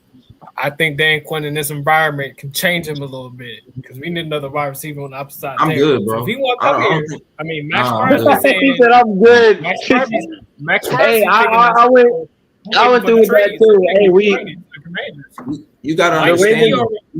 Mike is the biggest Commanders fan ever. Shoot, he's a bigger fan than me. So you gotta understand come to that. the team, come to DC. You gotta understand that some players, despite the talent, they just don't fit the culture. In years past, I was more so of like, get as many as whatever talent you want. I was like that. I think I've changed my viewpoint after this season, because before the season, I was like, we don't have enough talent. It's terrible. And maybe still, we need to build more talent. There's certain guys that just don't fit the culture. I saw a video talking about, should we go out and trade for Tyreek Hill? There's no way we're going to do that. I'm good. He doesn't fit the culture. He's going to be crying because he doesn't get the ball. Tyreek Hill's an amazing player, but quite frankly, he doesn't fit what we're building. We're not about to trade several first-round picks and like whatever just to get Tyreek Hill, and then he's gonna request another trade. Like, no, we're good. Like, yeah. And then AJ Brown is one of those guys. Like, he's reading a book on the sideline, bro. Lock in, bro. Can you imagine if that was a little league football game? Can you imagine if that was a little league football game? How we'd be seeing that on Instagram Live, or like, if it was a high school game, and then all the OGs in the comments would be like, players nowadays, young players nowadays, do the same thing to AJ Brown. He's a grown man, NFL player on the sideline reading a book mid game because he's frustrated. Like, and Jahan Dotson tried to post it. He did it in weeks past. He did it against us, the game in Washington where we beat them. He was reading a book on the sideline. Man, I don't care what the reason it is. I don't care what book it is. I don't care why he's reading on the sideline the game. Put the book away and maybe lock in with your coaches and teammates. Maybe turn on the film. Like, what is he doing? What is he seriously? What is he doing? Yeah, I mean, it's just stupid, and I mean, it's just. I mean, even if you want to go a little bit off track, we want to talk about players' careers that have been ruined by, let's say, not being a good locker room person. My two favorite people. I mean, I love these receivers growing up: Antonio Brown, Odell Beckham Jr. Love both of them. My favorite receivers growing up. But let's be honest, neither of them were good locker room people. Odell Beckham was punching field goal nets in New York. Like what? And then Antonio Brown. Remember, we all remember that season where he had a fallout with Big Ben, and even you can even put Le'Veon Bell in that situation, holding out, and all. It's like you see so many of these top 5 players for so many years. They have 2-3 years of like insane domination, and it's just ruined because they're not good locker room fits, and they just bounce around the league until they just kind of get obsolete. That's sadly what's happening to Odell. He's bounced around. He's been with the Browns. He came to us, and he came, now he's with Miami doing almost nothing. He's in Cancun right now. So it's just really sad to see these great players just start not locking in. And that could be AJ Brown. Like you're saying, if he went to a team like you, that could be AJ Brown soon. If he goes to a team that doesn't fit his culture, that doesn't feed him the ball, he could end up being like that. AJ Brown seems like the type of player that's not going to fit our culture because of a few things. He seems like he's not coachable. He doesn't seem coachable. On the outside looking in, he doesn't seem very coachable. He seems like a guy that thinks he knows it all just because of the success he's had already. Like, don't get me wrong, AJ Brown is an extremely talented football player. He's extremely successful. Honestly, if he was on our team right now, he'd probably be our most talented wide receiver, arguably our most talented player. But none of that really matters because at the end of the day, talent is one thing, but it's certain guys on the team that are going to give you more. They're going to give you everything they have. Terry McLaurin, he's a perfect example. He's a perfect locker room guy. He's a great leader. He's going to do what he do. But guys like AJ Brown, when he doesn't get what he wants, it's like he's complaining. Think about where the Eagles are right now, and he's complaining. Think about where Terry McLaurin has been in his career, and he didn't complain. So that should tell you everything you need to know. He's not built. AJ Brown, if you're watching this, you're not built for adversity. You haven't been built for adversity because you're over here crying and complaining over big-time games where your team is winning. It's not always about AJ Brown. And I know the Eagles do need to do a better job of getting him the ball, but it's like I wouldn't see him fitting in the Washington culture at all. No. Honestly, man, just from like the past, 15 minutes of all this negative talk, I think that's what separates this game coming up. I think the Rams, they're all bonded together. The Rams and Eagles have represented the NFC 4 of the last 7 years in the Super Bowl. Whoever comes from this game is more probable to win the Super Bowl. I think the Rams just have this like camaraderie. That pack of Rams on the defensive line, they're all like under 24 years old, but they're playing like they're vets. They're Sean McVay is going to outcoach Nick Sirianni when it comes to the end of the day. You don't go up to your coach and say, "Can I play wide receiver or can I get the ball?" You let them put you in the position to be successful. And the Eagles are just a bunch of little kids that play. The only player I respect on the Eagles is Saquon Barkley, Zach Bond. Zach Bond is arguably the player of the year. Although they just got Dean hurt, they're gonna have to move Bond up to Mike linebacker to fulfill that role that Dean played. I don't think he puts enough. I don't think he puts enough, change on the game for the Eagles defense. I think the Rams are going to go out there and torment the Eagles all day long, from the first quarter to the fourth quarter. You've seen how the Rams came out versus the Vikings, explosive. They all their offensive drives look explosive. Their defense was suffocating the Vikings, and the Vikings O-line, they're pretty good until the last couple of weeks. They got Christian Darrisaw and Brian O'Neill, arguably 2 top 5 tackles in the league. And the Rams are running stunts on them with guys that just got out of college. I think the Rams 31, Philadelphia 14. Wow. After listening to everyone's conversation, I feel very conflicted. I kind of feel like this game can go either way because we know we have Philadelphia, who has a lot of key players surrounding them. Maybe Jalen Hurts, he sometimes can hold them back, but they still have a lot of good players that surround him that can also do some damage, especially with their defense too. But then we also have the Rams, who I feel like, as Aiden just said, they feel like they have a sense of they have a dog in them, and they have a sense of morality together, and they seem like they're better off as a team working together than versus the Eagles. And now I'm just finding out all this stuff about AJ Brown. I'm just like, what? I didn't know he was like this, and then reading books on the sidelines and all that stuff. So I can definitely see Nick Sirianni being outcoached. He seems like that's the type of guy that's going to happen to. But then again, well, of course, we had the Eagles. They're also good too. So it's like very hard to say. I mean, I definitely think it can be. I definitely think it could be a high scoring game, but it was trying to be kind of close. But I guess after what everyone's talking, I can go with the Rams winning this one. I Yes, feel sir. like they're gonna be a little bit more disciplined, and they probably gonna play like they want to be there, and they want to get to the Super Bowl. Versus the Eagles, who's very much kind of right now giving off kind of cocky vibes just a little bit. But I still think it would be an interesting game. We'll just have to see on Sunday. Man, I'm speaking about all the bad things of the Eagles, and I still pick them. Hey, Right? I mean, I still picked them. Like, I'm still. That just shows how good of a team they are. Like, Yeah. Because it's like, Hey, they beat us. That's the team I don't want to see. They beat us. So. but, And I think you guys are hitting it out the park in the sense that they just have such big playmaking players. This guy reading the book, if he decides to play, he can go for 3 touchdowns. You know what I mean? If Jalen Hurts gets his head out of the sand, he can make big plays with his legs. He can throw the passes.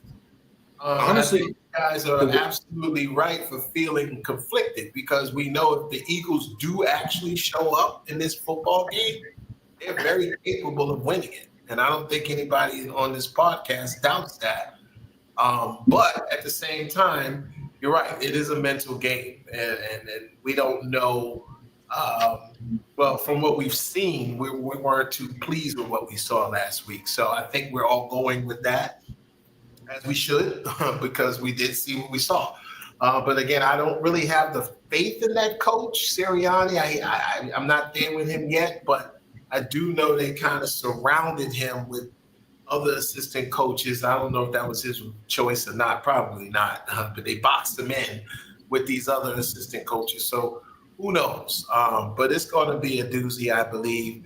Obviously, the Rams will have to hit first to get that raunchy crowd out of the game, and they can do it. They can do that. So I'm very interested. But I do think the Eagles they have so much to play for. I know the Rams do too. The state of California is literally, not the state, but Los Angeles. And I remember, I'm old enough to remember the rallies around the Trade Center and how the New York teams played so hard during that catastrophic time. So, I mean, this could be that type of situation. So it is a little tricky to bet against that type of camaraderie with the Rams. But at the same time, I'm going to get the Eagles to just squeeze them out.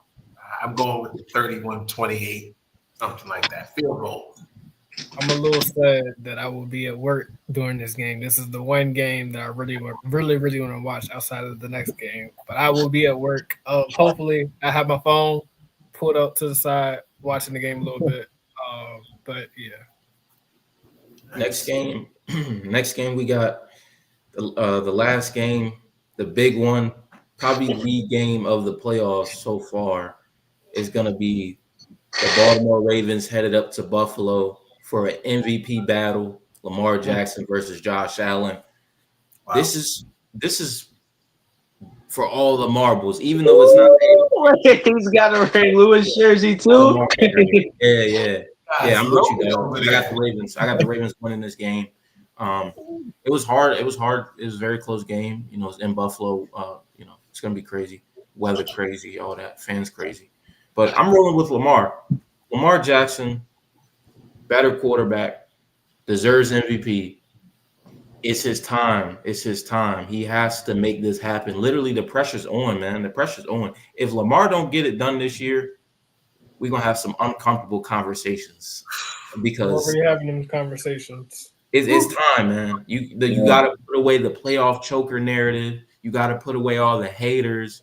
Why are we even talking about MVP? I know it's close, but let's be real. Lamar is literally better at Josh Allen at literally every stat, almost every stat.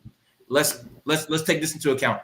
When they played against each other in the regular season, since the award is a regular season award, it wasn't even close. What are we talking about? Like Lamar's the MVP, and I feel like he's going to show why very, very soon. Give me the Ravens to win this game in an upset. I know because I think are the Bills favored? Who's favored in this game? The Ravens are favored by I don't know how much, but the Ravens are favored. Bills by 1.5. Oh, really? Yeah. Oh, wow. Because it's at Buffalo. It's gonna be 20 degrees and snowing. I'm gonna Okay. refer to the Ravens fans to speak. Yeah, well, I got the Ravens. We are I fans. got the Ravens winning this game. Yeah. Definitely I'm- have to. Oh, let me finish. I'm just do my score prediction. I'm done. I'm gonna go Ravens 27-26. Give me the Ravens for the W. And Lamar Jackson, give him that MVP, man. Give him that MVP. He's the MVP, bro. He's the MVP. Yeah. And But watch out. what I was gonna JD5 up Yeah. next. JD5 next. all right. But what I was gonna say, and I'll piggyback off of what you were gonna say first. If you weren't gonna say it, I was gonna say it. When we played them in the regular season, 35-10, it was a blowout. Our offense is so like you want to talk about. Let's say you have the Eagles who specialize in holding the ball. We specialize in putting the ball in the end zone. Like the Steelers game, we were up 21-0, 28-0 by halftime. Like if we play how we're supposed to play, it won't even be close. And I'm also hearing from Jalen there in the background that Zay Flowers worked out today. He's a Pro Bowler. Despite how many people were mad at him making the Pro Bowler, he makes an impact. He's shifty. He's a game changer. You get the ball in his hands. He does crazy things. And let's not forget, I said everything about Saquon Barkley earlier. I also got to talk about Derrick Henry. The last time he played the Bills, that was his first big run. We all remember that run where his face was looking all crazy, running like crazy. I mean, the guy, and I don't think the Bills have that good of a defense. They played great against Bo Nix and the Broncos, but I think Bo Nix kind of lost that game himself more than the Bills winning that game, if that makes sense. I still think the Bills defense is subpar, and I don't think they're enough to stop Lamar Jackson, MVP. I'm going to say like Mark Ingram used to say, Lamar Jackson, woom, woom. Y'all probably about to come see me. Because that's the MVP. He's a dog. I got them winning by a touchdown, 28-21. I like it. I like that. Hey, you mind if I put something in before I head up? Let me get Zaire in here next. Never mind. Let me get Zaire in here next because I want to get Kalani on because I know he's a Bills fan, so I want to get him on. But Zaire, let me get your thoughts on this game, man. Okay, so of course I'm going to root for the Ravens. I already know they're going to win. I have a feeling they're going to win.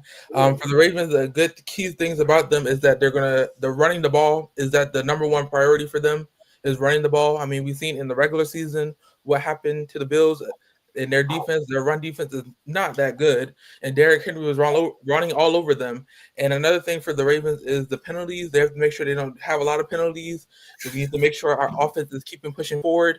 And the offensive line, like I'm looking at, like I know Ronnie Stanley's name has been called a couple times, and then a couple other offensive linemen for holding. We have to make sure we limit those penalties because now that's going to make us lose yards, key yardage. And then another thing is Brandon Stevens. He is my main concern. Please. When I tell you, and then please also, we also need you to stop getting penalties as well because 9 times out of 10, we already know that Josh Allen is going to launch the ball down the field, and then get it. And Josh Brandon Stevens is guarding. Next thing we're going to see is the flag, 15-yard penalties. I wish you would not do that. I think that's the three things that we have with this going to help the Ravens win, and of course we have Lamarvelous, the MVP, the MP3 actually. I feel like he's locked in this time. He's really locked in, and I feel like he can do it to get us the dub. And for my sanity, I hope the Ravens win. That's all. Yeah, please no Brandon Stevens. I don't even want to talk. You're saying just whatever his name is our Brandon Stevens. It's so bad. It's so hard to watch. I can't do it. On George Pickens. George Pickens had such a big game last week. Ooh, I'm gonna let Jalen speak, but he could go off that same trauma. It was so hard to watch. Spinning off of him, it's terrible. It's trauma. He can't be worse than St. Juice. I'm sorry. I will itch that it's no lie. When if it's getting to a point when if you walk up to a Raven fans and bring up Brandon Stevens, you can see the stress and pain in their eyes, because I have never seen so many highlights against a Baltimore DB in my entire life of being a Raven fan. I have never seen anything like that before. And, that's why we're kind of hoping that for Davis White, this a very familiar team for him. We're hoping that he gets to start over Brandon Stevens, because I think that we can use his familiarity with Josh Allen a little bit better, especially because when you practice against a quarterback, you got to learn his tendencies and all that stuff. It's stuff you pick up on, even if you're not really trying to pick up on it. So the fact that he was even on that roster at the same time as, that quarterback, I want him out there first. And my last point being, to piggyback off what Zaire said, the pass rush of the Bills. Don't get me wrong, the pass rush is pretty solid again with the Bills. But their D line against the run, they are not good. The percentage is very low on them being able to make plays against the run. So I have the score being 30. I have it being like I'll say 31-28. I'll give them a close battle. But us coming up, it might even be worse than that. I'm just being, kind to the Bills fans. I know he's about to come on here and light a bomb up once he gets on here. But I think it's going to be definitely one of the games that we're probably going to see this weekend. Yeah. One small thing I didn't even get to yet. Zaire, Yeah. I'm gonna get. No, I got it. So yeah, I was just saying, just real quick. Hopefully, I'm lagging a little bit. Can y'all hear me? Yeah. You're good. But I was just gonna say this real quick before I pass the baton again. But I hope we're on a better consistency level. Justin Tucker. I used to be able, when I was watching the games, I used to be able to use the bathroom and make a sandwich when he was cooking field goal. Don't talk about it. You're gonna mess it up, bro. Nah. I remember we used to go to the store when we was kicking field goals. I would shop at Publix happily. Now I gotta sit there the whole time stressed out. I don't want that happening again. You said 31-28. That includes Justin Tucker. includes Justin Tucker. So, but I think he's clutch. He is playoffs is a different breed. He's been there. He's been there, done that. So I trust him. I got my man Kalani in here, the only Bills fan. We got the Ravens perspective. We got Commanders perspective. 49ers perspective. We got the Giants perspective. But Bills, the only Bills fan I know, my man Kalani. He in this joint. He about to tear it up. What's up, man? Listen, man. I think the Bills disrespect is crazy, to be honest. But I'm gonna say this. My score prediction for the game, I'm gonna go 35-28 Bills over the Ravens. I'm gonna say this. We're not the same team that they played week 4. We're a completely different team, first of all. As y'all Commanders finally to say, like, oh, this is week 1. We're a completely different team. That's the truth.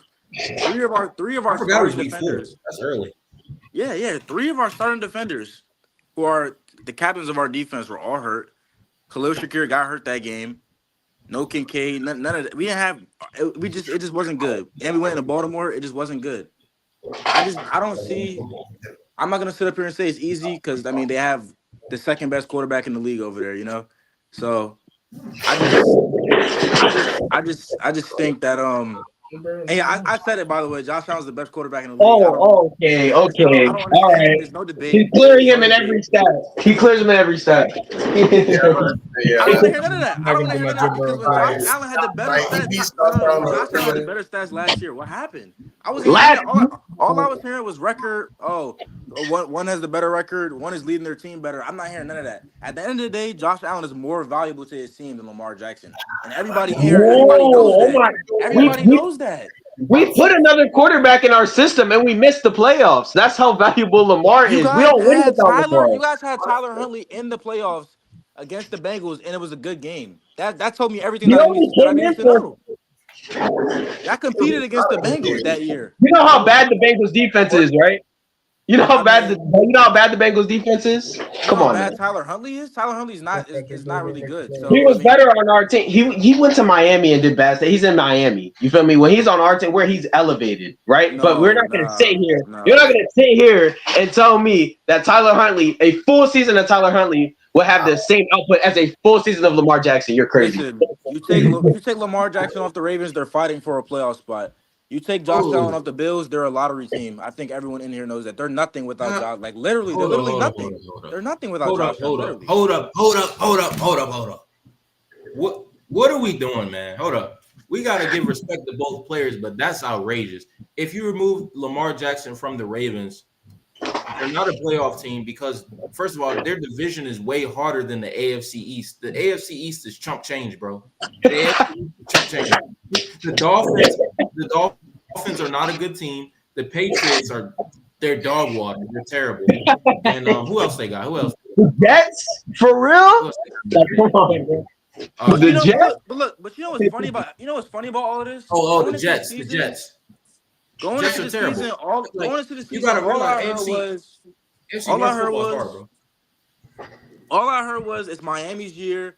The Jets have a healthy Aaron Rodgers. That's all I kept hearing. Now all of a sudden, when we're exposing all those teams and still dominating, I mean, the division is weak. Let's keep the narrative the same. That's all I hear. And every year for Lamar, I hear more and more excuses. You have a two-time MVP on your team, and you barely have what you have three. He has 3 playoff wins now.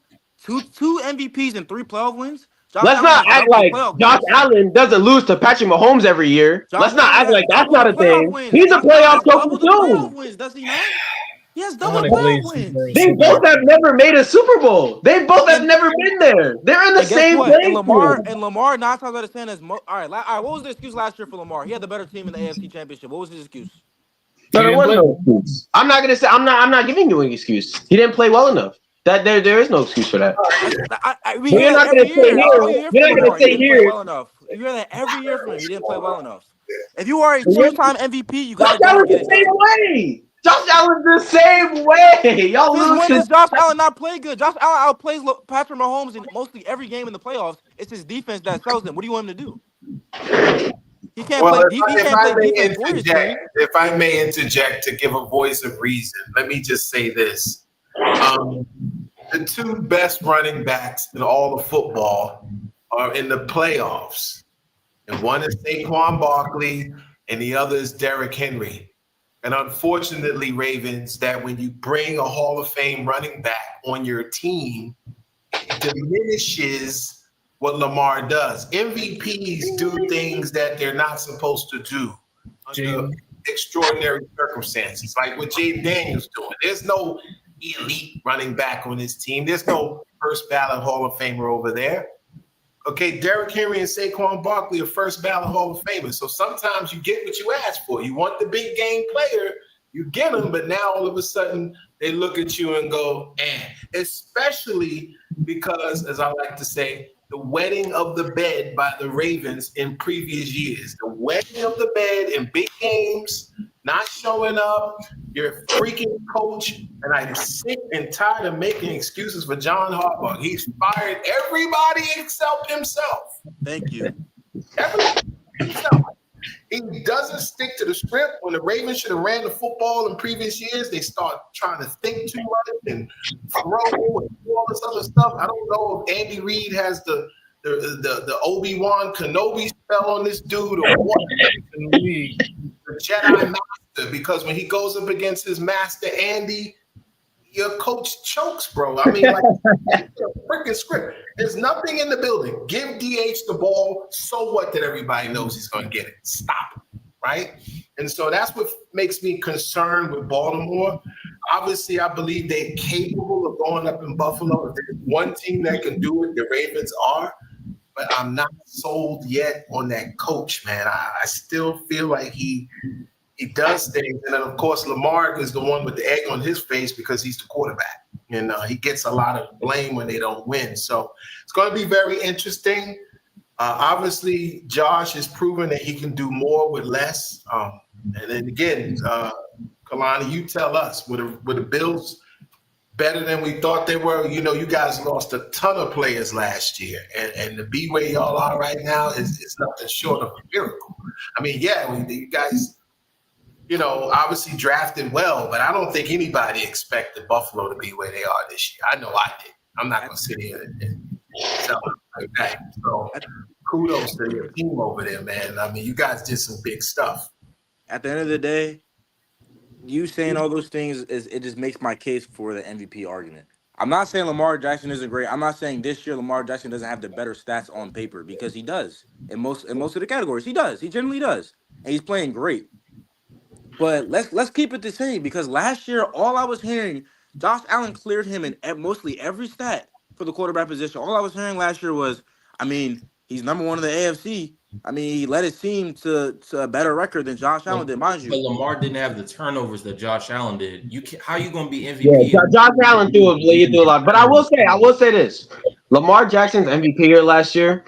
I didn't really like the fact that he won it last year. And I'll be honest, he only threw 26 touchdowns, 7 interceptions. I get Josh Allen threw a bunch of picks, but Lamar was not like right now he's in an MVP season. Last year that season was not as good as they portrayed it to be. It wasn't really all that. And a part of being a good quarterback. This is Lamar's best season. It is. This is Lamar's best season, but if you want to talk about turnovers, let's talk about it. This year, Lamar has more total turnovers than Josh Allen. So and that's a stat, by the way. Josh has, I think, 2 more picks, but total turnovers, Lamar has more because of the fumbles. True. I mean, if we want to talk about turnover machine, I mean, both of them did a really good job taking care of the ball this year, but one had more turnovers than the other, and both of them were really efficient, and one also had the better record. So if we're going to go off that argument last year, then Josh is the MVP. And like Mr. Ron touched on, I mean, it's a miracle what they were able to do this year. I mean, they're the 2 seed in the AFC. We beat the number 1 seed in the AFC, and we beat the number 1 seed in the NFC. And that's all because of one person. Not to say James Cook hasn't stepped up, not to say Khalil Shakir, Keon Coleman, none of those guys stepped up because they have. But at the end of the day, they get on 17's back on every game. He's taking the load for most of the games. That's the truth. Lamar Jackson has people who can rely on, and we've seen that with the All Pros. Lamar has 8 All Pros. Josh Allen has 1. Who's more valuable? Let's talk about who's more. That's true, but listen. Just because he has help doesn't mean that he's not doing his thing. Jalen Hurts has all the help in the world. His stats don't look like Lamar Jackson's. Lamar Jackson is a breed of one. Lamar Jackson is literally like 1 of 1. I can't lie. That whole 1 of 1 thing, he's 1 of 1. I can't lie. But Lamar Jackson, the difference I'm seeing is, okay, I get your point. He has so much help. Now, he didn't always have that help. Now he has so much help. His team is better, all that stuff. The Bills aren't as talented, stuff like that. Josh Allen's elevated them way more. But for me, it's like Lamar Jackson is the MVP and he was my MVP even midseason. He's been my MVP all year, basically. Lamar Jackson's the MVP because he's the best player at the most important and the hardest position in the game of football this season. He was the best player at that position. There's no player. Lamar Jackson has not been a better quarterback than Josh Allen this year. I don't know what anybody says. I can't agree with the best team necessarily. Yes, they have the better running back. Yes, he has more offensive help, but that defense is not the Baltimore defense I'm seeing right now is not the Baltimore defense that I've seen for the last 21 years of my life. So, before y'all go back and forth, I went back and forth with this game a lot. Even today, I was like, okay, maybe the Ravens will win. I have Buffalo. Smart I man, just Kevin. think I don't believe in that Baltimore defense. I believe Josh Allen is going to rip that defense to shreds. You're coming into Buffalo. I don't believe that the Ravens can go into a hostile environment and win. I haven't seen it.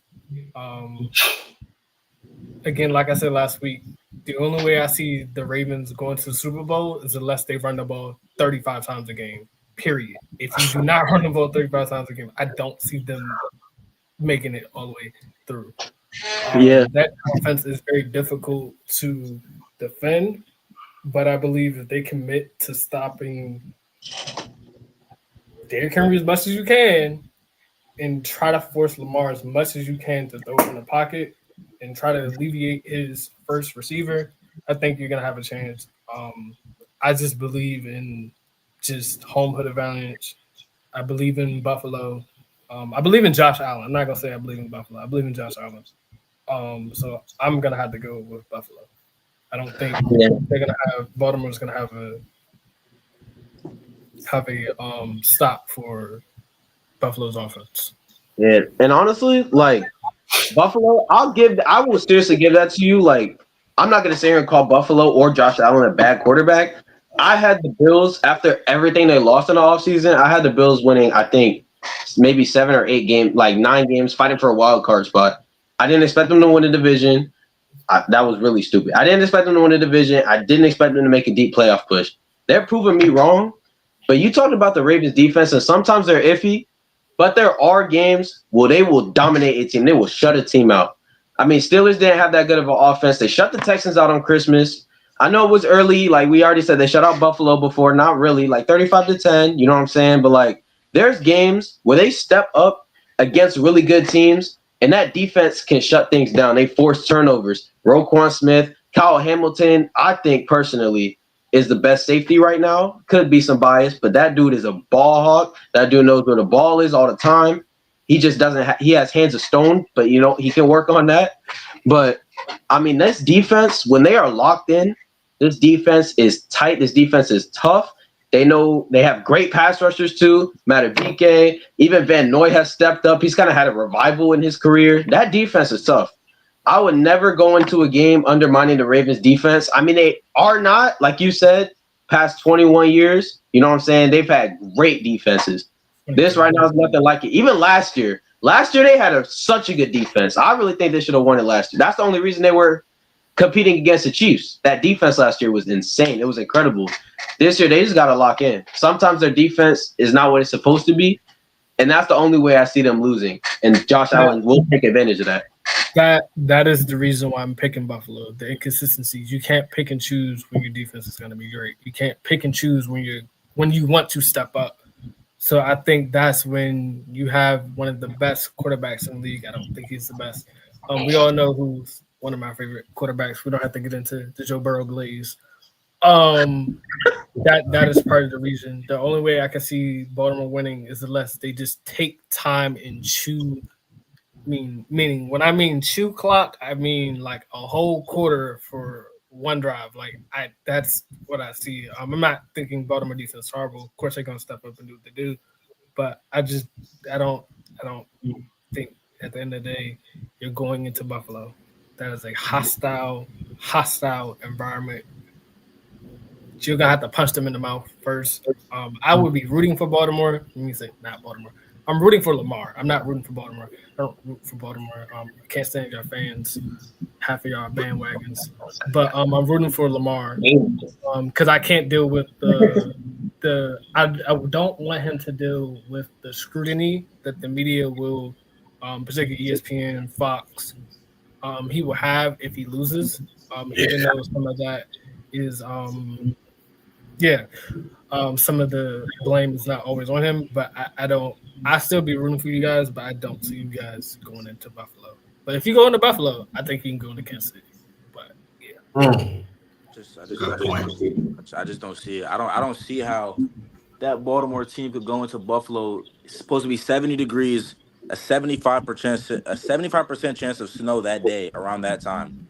Wow. I don't see Lamar dominating in those conditions. I think Derrick Henry, he's going to do what he's going to do, but I mean, Sean McDermott's been saying it all week. I mean, they've been game planning the entire time. They saw what he did to them week 4. He knows what he's going up against. He knows not to make the same mistake as the first time. So he's getting that defense right for Derrick Henry. I just don't see it. I think Lamar's still going to play pretty solid. Like we said, if they lose, the blame's going to go towards him. But that's just what the quarterback position comes with, especially if you're elite, especially if you're a 2-time MVP. It just comes with that. But I'm not even trying to be biased. I genuinely believe that Buffalo has the advantage going into this game in Buffalo, that territory, that hostile environment. And at the end of the day, as long as 17 has the ball, I'm comfortable. So Lamar Jackson, I'm not going to sit up here and lie. I am scared of playing the Ravens. They're the only team I'm actually scared of in the NFL to play against. Because, I mean, Lamar Jackson, like Tyra said, is one of one. He's one of the best quarterbacks in the league. So I'm more scared of playing against Lamar Jackson than I am Patrick Mahomes. That's just me being honest. I'm more scared of Josh Allen than Patrick Mahomes. Honestly, I really think, especially this year, I think really whoever wins this game is going to the Super Bowl. I like both of these I agree teams. with you. I definitely agree with you. I'm more see if you talk about overall, obviously Patrick Mahomes is the greatest quarterback of this generation. But if you go off this year alone, I'm more scared of Lamar Jackson than I am Patrick Mahomes. The way he's been playing this year, it's scary when he has the ball. I can be honest. I'm scared playing against him. I just believe our team, we've been playing consistent throughout the entire year, especially after week 5, dominating number 1 seed in the AFC, number 1 seed in the NFC. So I think it's going to be a really close game. It's going to come out to the last few seconds.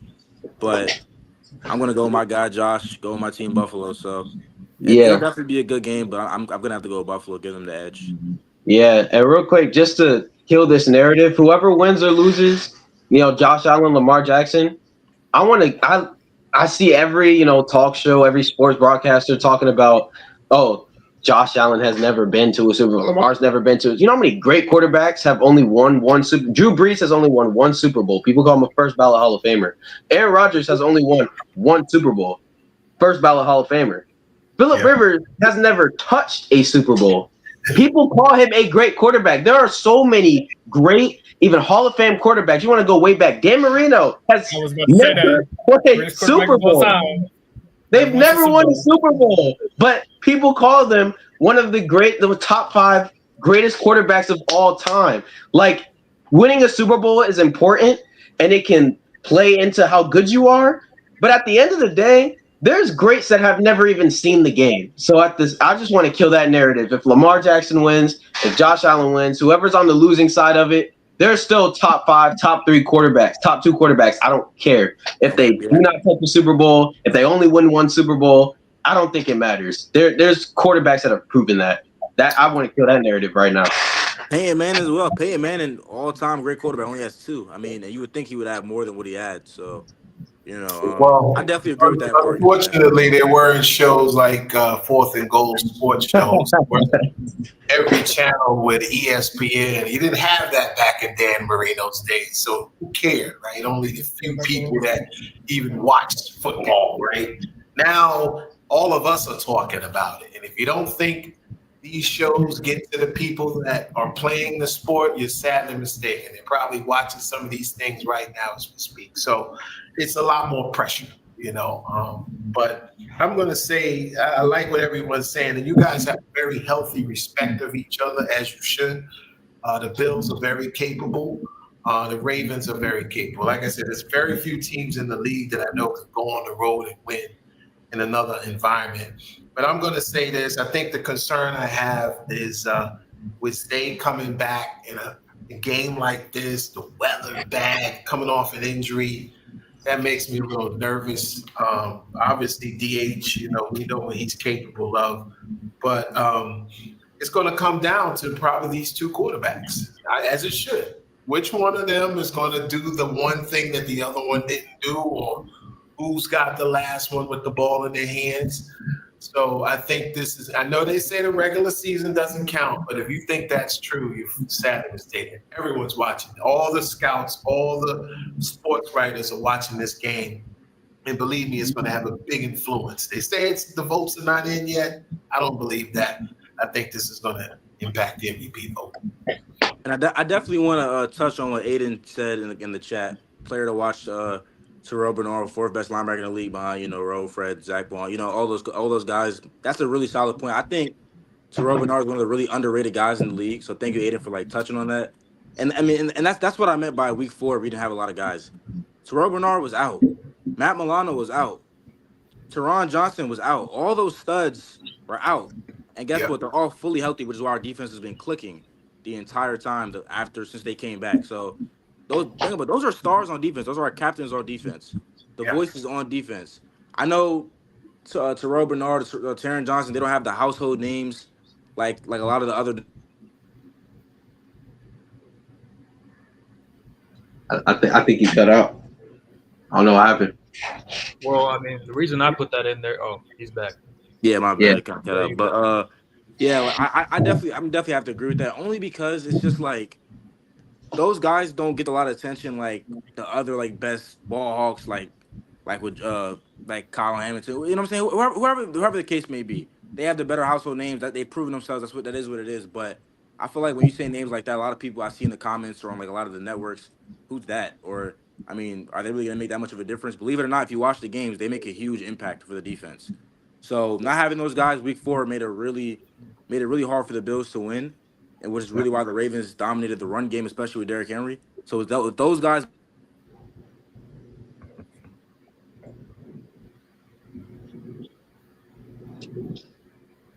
Hey, bro, we keep losing them, but we get it, right? Everybody's got their dark horse. Every team's got their dark horses, and Buffalo surely has their dark horses. You know what I'm saying? And I'm gonna be honest. He said there's people that go, who even are these guys or who's their impact? I don't know who. I don't watch the Bills that often, so I don't know who you're talking about. But I do know. I do know that if you're a fan of that team, you know what I'm saying, and you're talking about your dark horse, I respect it. You know what's good? And something like even me, I'll take this in. Like I had a friend that's a Buccaneers fan, and as dumb as I sound now, like at the beginning of the season, he was like big Yaya Diaby fan. He's like, oh Yaya Diaby's game record, this and that. And I was like, I'm not familiar. I'm not familiar with that. Like who? And then later on, I'm starting to see, okay, this guy's like, you know what I'm saying? This guy's a stud. So I know I take what people say about their dark horses, and I just trust them at this point because. He definitely watches more Bills games than me. So if he knows what he's talking about, especially you got someone else, Aiden knows what he's talking about, I'll believe it. But again, I gotta see it. Yeah. I just think Lamar Jackson. He's clutch. He's gonna show up. But that's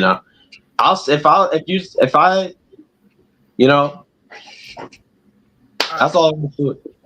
I also feel like the Bills can't allow Josh Allen just to be Superman. As great as he is, I think they really need to establish the run as much as they can. James Cook is a baller. I don't feel like he gets the recognition. I've seen Discord between they call him great, then they say Josh Allen has no talent. He has no talent. James Cook had a great game last week. I think they really, again, I think I said last week, I think Buffalo needs to run the ball 20-something times. I think that's their key to win. It's just not allowing him just alone to be him all the time. I feel like the defense is going to have to make a couple of turnovers just as well as Baltimore. So I think it's a coin flip. I don't have a score. I can't think of a score. I think also special teams. I think whoever can have that advantage will definitely win the game. But I don't see a team. You better tell Justin Tucker to lock in. I've got a little bit of an alternate take on the game. Honestly, I think it's going to come down to whoever runs the ball the best. I don't see it as a quarterback battle. I don't think Lamar or Josh is going to eclipse 175 yards passing. I think this is a game that is established in the run game. It's going to be a frigid night. The ground's going to be hard. I think it comes down to O-lines. And when you look at the Ravens O-line, they are the most superior in the run game in the whole NFL. I know people talk about the Eagles or whatever, but by statistic of win-block ratios on run, the Ravens have it by far. And, Derrick Henry even, I put it in there to remind myself, but he has the third most rushing yards in NFL history in the playoffs when it's under 20 degrees. And if you recall, when he played with the Titans, they barely made it that far. He's dominant in every single, game, he's a dominant force, and I think Derrick Henry is going to have at least 125 yards on the ground, 2 touchdowns. I think the Ravens are going to pull this one out 26-19. But don't look past Terrell Bernard. I mean, I don't know if you guys are familiar with legends or whatever, but the player comparison I give him is Sam Mills from the Panthers, very undersized linebacker, but he was dominant in the run game. This guy Terrell Bernard has tons of grit. He's the captain on the Bills team. He was the replacement for Tremaine Edmonds, who when you talked about the Bills defense, he was the first person to come to mind. If Matt Milano and Terrell Bernard can show up and limit Derrick Henry, I think the Bills win. But whoever has the more running yards this game is going to win. Wow. Well, as everybody says, stars usually win the big games. So I'm going to say that obviously if the run game is disrupted, and it looks like you guys did some good homework on this defense, then now what? Plays breaking down. What's going to happen? Weather conditions are out of control. What's going to happen? And so I do believe that when they at the end of the day, with the Lamar factor, the question is, and I'm going to hold it, can Harbaugh stay out of Lamar Jackson's way? Can he stay out of Derrick Henry's way? Can he stay out of overthinking the process and allow the game to dictate what needs to be done? And that's, to me, my only concern, because I've seen it time and time again.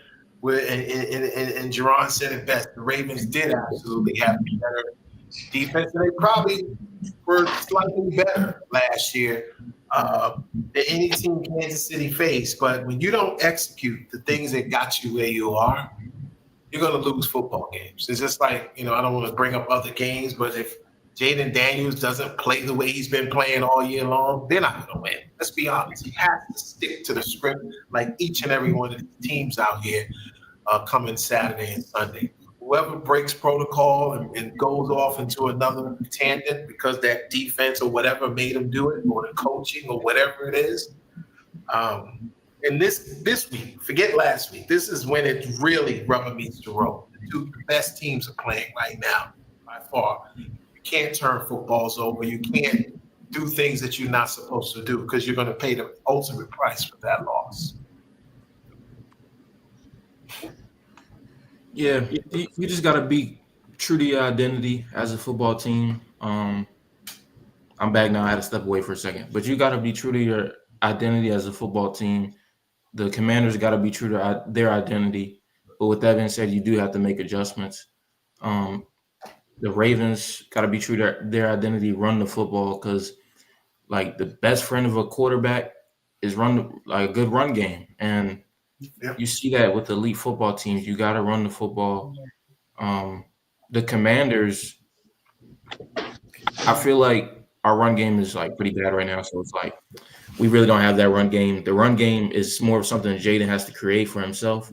But Lamar now has the luxury of having an elite running back. He doesn't have to run the ball as much himself because Derrick Henry will do that, and he's going to have to get it done. The Ravens defense has struggled all year, but I really think that they're going to step up as best they can versus Josh Allen. It's going to be difficult because it's Josh Allen we're talking about, but they're going to try to step up. They're going to try to be better than they have been. And Brandon Stevens, yeah, he sucks, but he's still not Benjamin St. Juice. So, I'll give him a chance. The wide receiver core you're facing, the pressure is going to be on Josh Allen because the wide receiver core you're facing, yes, Josh Allen has elevated them throughout, but this is the playoffs. This is the playoffs, man. If you're asking me, like, what offense is going to step up, of course I'm going to take the Ravens. Khalil, Curtis Samuel, Amari Cooper, like, they cool. But what have they done? Respectfully, what have they done? You know why? I don't like that. I don't like that. What have they done? Because we both agreed that nobody on the Bills' offense, other than kind of Josh and James Cook, kind of like receiving core, basically, none of them really had a All Pro year, if you will, or a Pro Bowl year. it's an everybody eats offense. Everybody's getting touches. Everybody's scoring when they can. I mean, I've seen a stat where I think Josh Allen, has I think 12 or more players has received a touchdown this year for the Bills, something like that. And that's kind of a crazy stat if you think about it because everyone's getting involved. So you can't say what have they done. I mean, Amari Cooper, we know what he can do when he's the number one option. Khalil Shakir, we know what he could do. Keon Coleman, he's a rookie who's coming into his own. Like we know what they could do. It's just the ball's getting around everybody. There's not a wide receiver one, if you will. I mean, you can make an argument who's the best receiver on the team, but everyone's getting the ball, and that's what makes it so dominant. Even Mac Hollins has stepped up. So we have a lot of guys we can feed the ball to. So I don't think that's kind of a fair argument in the sense where it's like, what have they done? Because they played their roles pretty solid. Everyone's getting the ball and everyone's scoring. So I just think at some point that sounds good. It is good. It has been good. It's been working. But at some point, you have to have that go-to guy that really elevates his own game. See, the Commanders, while our wide receiver core is not that good, and Jaden has elevated them, Terry McLaurin gonna do what he do. The Bills, before I get to Julian, the Bills, bro, Josh Allen has elevated literally all those receivers, right? But at some point, they're gonna have to step up. Especially this game, they're gonna have to step up. you're proving my point as to why Josh Allen's the MVP, right? You're literally proving my point, right? Definitely did. He's literally proving my point as to why Josh Allen's the MVP. That's the That's most. one factor. You just described who's the most valuable player. Did you hear what you just said, Tyrus? I love your takes. You're very smart. Most of your takes, and all of your takes actually. But I hear everything you just said. But you literally just described as to why I always say Josh is the MVP. No disrespect to Lamar because he's having a historic season, and these are MVP numbers that he's putting up. But you literally just described why Josh is the MVP. He doesn't have a go-to guy like how Lamar has a go-to guy. He doesn't have an all-pro receiver like how Lamar has one. He doesn't have none of those things. He elevates and makes all of them look good, and he gets the ball to who he can, even though we don't have those star-studded names. And we still have the better record, and we continuously win, and we continuously dominate. I mean, even if he did have those things, which he has in the past, you would have still picked Josh Allen. We're not going to use it as a crutch or discredit. I do give credit to Josh Allen for elevating the guys around him, and that's what elite quarterbacks do. He's not the only person in the world who has to elevate the players around him. That's what great players do. Michael Jordan elevated those around him. LeBron James elevated those around him. Jaden Daniels elevated those around him. That's what all great players do. So, I mean, shoot. At one point in his career, Lamar Jackson elevated those around him. Bro, he did. There's going to be a point in time where Josh Allen's team is better than what it is now, and you're not going to discredit him because of the talent around him. You're going to reference the past and what he did at that time, which is now. Right now, this conversation is going to be past pretty soon, and there's going to be seasons to come where Josh Allen has way more help, and you're not going to discredit him. You're going to still say he's the MVP. You're going to still say he's the most valuable quarterback. I mean, 9 times out of 10, but if we're talking about right now, he's doing more with less. That's the end with the better record. He's doing more with less. Like I think everyone in this call can agree he's doing more with less. His division is weak, bro. He has the better record. I'm not trying to discredit the team, but bro, if you put the Bills in the AFC North, they're not going to be number one in the division, bro. The AFC North they are. Yes, they are. Yes, they are. No, they're because not. Because nobody's scared of the Steelers. Nobody's scared of the Steelers. If anything, the number one seed in that division will come down between, again, the Ravens and the Bills. If you put the Ravens in the AFC North. You're not scared of the Bengals? Nobody's scared of the Steelers. And you're not scared of the Bengals? No. He's scared of nobody's scared of the Bengals. Do you see their defense? Their defense is terrible. I play better defense than their entire defense. Their defense is terrible. They still got that man. They're scared of football. Okay, that's cool, but football, as we all like to say, is on both sides of the ball. We can't. How long are we gonna keep saying they still have that dude? Yeah, they still do have that dude. And what did that come to? That came to them missing the playoffs. It gives them a chance. You can't keep saying this. Like, it gives them a chance. Like, they damn near went to the playoffs. Mr. Ron, I have a question for you. How long are we gonna keep saying it gives them a chance? And they still have that dude. What is that? What is that accustomed to? He missed the playoffs. I'm gonna keep going back to this one thing. He did the one thing that both of y'all quarterbacks has not done with the horrible talent that he had around him that year as far as that offensive line. We're not going to keep saying, what did he do? What did he do? Like, he gives them a chance every time. The organization just sucks. Like I can't. Like I'm not about to sit here and like I got to bash my man Joe Burrow. I'm sorry. I'm a Joe Burrow fan. Like I No, but can't. I'm not gonna sit up here and bash Joe Burrow because I believe Joe Burrow, when healthy, is a top five Number quarterback, one. top four quarterback, damn near a top three quarterback. You can make an argument in the NFL.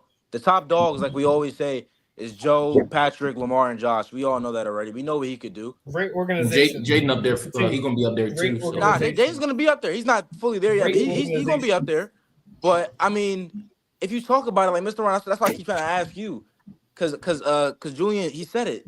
I mean, Great it gives them a chance. organizations. It gives them a chance. Great organizations. At the end of the day, we see what the Bills have had to do, or what Josh Allen's had to do with. Joe Burrow has had to do the same. It's about who's gonna get up, who's gonna outplay. I mean, don't get me wrong. Joe Burrow has had an MVP season based off his numbers, so I'm not even gonna sit up here and discredit. He played the best you could possibly play at the position, but it's a team sport, and at the end of the day, he didn't win. So, and everybody knows the quarterback is gonna get the blame for the Organization. losses and the wins. So, at the end of the day, I mean, he's giving them a chance. Yeah, that's cute, but that's not accustoming to wins. That's Organization. not putting the win on at the end of the day. So I believe Great if the Bills organization. were in the AFC North, they'd be the number one seed, or they'd be fighting for the number one seed against the Ravens. The Steelers, nobody's scared of the Steelers, respectfully. And then the Bengals, I mean, I'm scared of the Bengals offense, but there's two sides of the ball. I Bro, mean, the you defense. saying you're not scared of the Steelers, but y'all almost lost. I mean, you won the game. So before you say almost, y'all won the game, but you played a tight game. I think it was 21-17 against the New England Patriots, buddy. We're not going to discredit the Steelers because, quite frankly, if you were in the AFC North, you probably would Whoa, split whoa, with them. whoa, whoa, whoa, whoa, whoa, whoa. You probably would split So with them, bro. that's what we're doing. We're nitpicking games. See, this all right, look. See, No, because this there's is what I always don't those like. This games is what where I don't Josh like. Allen just No, no, has no, no, no, to no, no, no. go off, and then the next game he's like, No. right here. This is what I don't like, and this is why I get upset because you just said a week 15 or 14 game against the Patriots. You're right. We played terrible, and we still found a way to win. The great teams aren't going to play great every week. That's not how football works. What do we always say? Any given Sunday. They outplayed us, and we still found a way to win. That's what the great quarterbacks and the great teams do. You telling me Jaden Daniels played great every week? You telling me the Commanders played great every week, but they still When he found was ways to hurt, he win in played the end? Did they horrible. not? They found ways to When win he in the was hurt, end. he played horrible. That was about So the only time outside the first 2 weeks. my He played great. look, this is my point. My point is, if you talk even with Lamar Jackson, there's been times where he played good, and the team just. I mean, why did he lose to the Browns? Why did he lose to the Raiders? We started, and you remember, we started the year 0-2. Everybody, I like his take on it. Everybody has their bad games. We lost to the Raiders, the freaking Raiders. Like, come on, we lost to Gardner We see Minshew. where the Raiders are Like, right now. That's my point. Is you can't nitpick a No, game. no, you guys, the Ravens. I would say the Ravens. That's not. No, I'm not even trying to hate on the Bills. The Ravens lost to the Raiders is probably worse than the Bills. Barely beating the Patriots. My point with that was actually this: you barely beat the Patriots, even though they're a bad team. You barely beat them because it's a divisional game. Divisional football is obviously like there's plenty of different factors. They're gonna play harder. It means something to beat the Bills, for the Patriots to beat the Bills, and for the Bills to beat the Patriots. I think that if you take into account the AFC North, bro, those games, regardless of what the team's record is, the Browns are coming to win the game. The Bengals are coming to win the game. It's smash mouth football. And the AFC East, bro, buddy, Brady's not there no more. It's that division belongs to the Bills. Every year Josh Allen wants to take it, bro. Like But I wasn't hearing that this year. I was hearing. It's I mean, hard you to I get it. You weren't I hearing was that. hearing the Dolphins are good. That's all I kept hearing all year. Right. I get you were hearing that, but realistically, you're hearing it from me. Nobody in that division is really like that, bro. Nobody. Hey, the only comp you really had was the Dolphins, and they're nobodies right now. Like Tyreek's about to leave. I never believed in Tua. They paid him all that sum of money for being slightly above average. He's not even that good, and who knows? He might not even play out his contract because of the concussions. So the Dolphins, no. The Bills run that division. It's easy. It's easy for them. You see, Yeah, that's what I'm saying. It's easy. you see, Mr. Ron. This is why I don't like. I'm gonna come to Kalani's defense for obvious reasons, because let's realistically, unpack the bag. The reason why he's spot on with the Bills is because, again, I think everybody admitted that Buffalo lost a lot of talent in the offense and the defensive side. So, again, all eyes were going to be on Josh. We already knew that. He knew going into the season that was going to happen. Let's face it. No one thought the Jets was going to be this bad. Okay, let's keep it 100. That defense that they had, I don't know what happened. I mean, their defense was A1, and everybody was like, well, dang it, if we can just get a competent quarterback to go in there in New York, the Jets should be giving Buffalo a run for the money. That didn't happen. I think football is the one sport out of all sports, basketball, baseball, whatever, where every team, like you, and I go through this a lot in my circles. We look at the schedule at the beginning of the year, and everybody's like, oh, this is a tough schedule. This is a tough schedule. But at the end of the day, we're like, well, wait a minute. I don't trust that. I never trust football being a tough schedule because it never fails. All the teams that we thought were going to be so good the year before, they come out the next year and they flop. Outside, of course, the usual suspects, the Ravens, the Kansas City Chiefs, the 49ers. Did anybody think they were going to collapse like they did? Of course not. But you have these teams that are always there, and then everybody else is like, oh, who's going to be the surprise team this year? Who's going to be the surprise team this year? So what I have to give Buffalo credit, their whole organization, is that they stabilized, they have the solid coaching. Of course, they knew they had a great quarterback, so they were able to be competent. And then again, like you said, the Jets imploded, New England imploded. I thought they would be decent. I had a lot of respect for Mayo. I thought they would at least fight harder. I didn't see them losing. Good Lord, they lost so many games. I didn't see it. So again, to your point, Tyrus, as we always say, hindsight is kind of 20/20 with football because a lot of times teams do not take that success into the next season. Obviously, the Eagles, they've been building up to something for quite some time. You guys, with the Commanders, everybody knew you had decency on that team. You had decent players. But again, the organizational issues, who was running the show at the top, Magic and company comes in. The owner you got is great. He's doing great with the hockey team. So now the culture changes, and then you snatch one of the most dynamic quarterbacks out of college football, and now all of a sudden, here you guys are. So I'm never surprised of a surprise team in football because we can count that to be guaranteed. Every single year, there'll be somebody that comes out of nowhere, and we'll be like, wow. Of course, Houston did it the year before, so now, of course, they had this sophomore jinxish thing going on. But for the most part, to Kalani's point, I got to give the Bills credit where credit is due. They obviously believed in their quarterback. They believed in their coaching. They held serve. They sunk their teeth into this season. And again, sometimes you get the exposure of guys that don't get the credit that were probably a lot better than you thought they were, and now they get to shine. So I'm not surprised that the Buffalo Bills are doing what they're doing now, but I ain't gonna lie, I didn't think it would be quite this good. I was like, maybe not, don't know.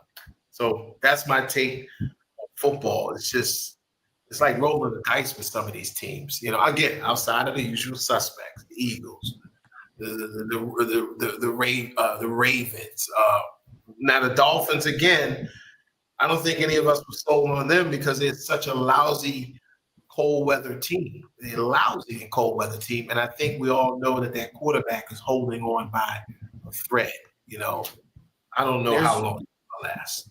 There's just this certain advantage that I think of where it's like, certain teams are going to have a hard schedule. And so when you have a hard schedule, but an easy division, you basically get an easy ticket to the offs.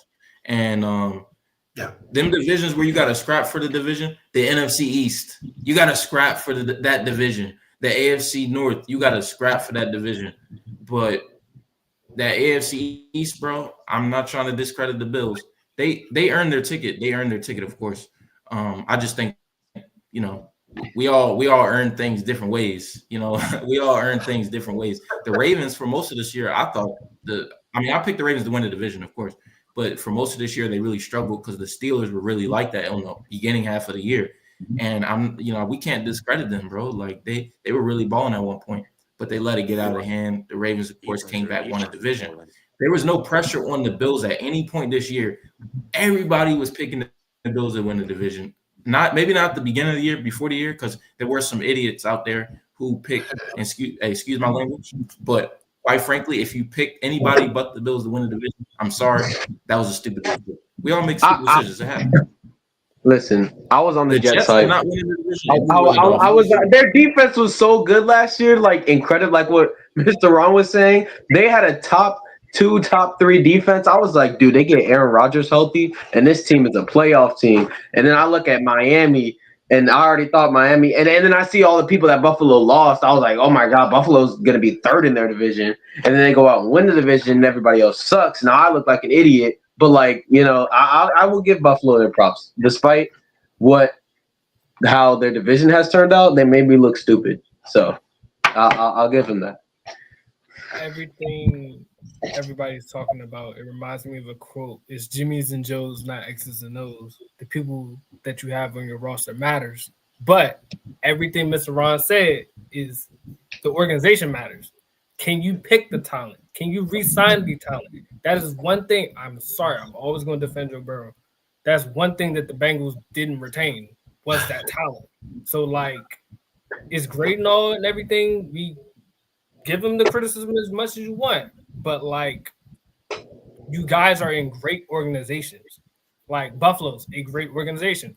Baltimore is a great organization that I've never seen these people ever bottom out of my 23 years of living.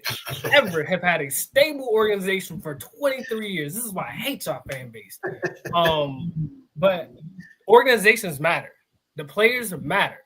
So, like, yeah, like the organization matter. At the end of the day, if you have a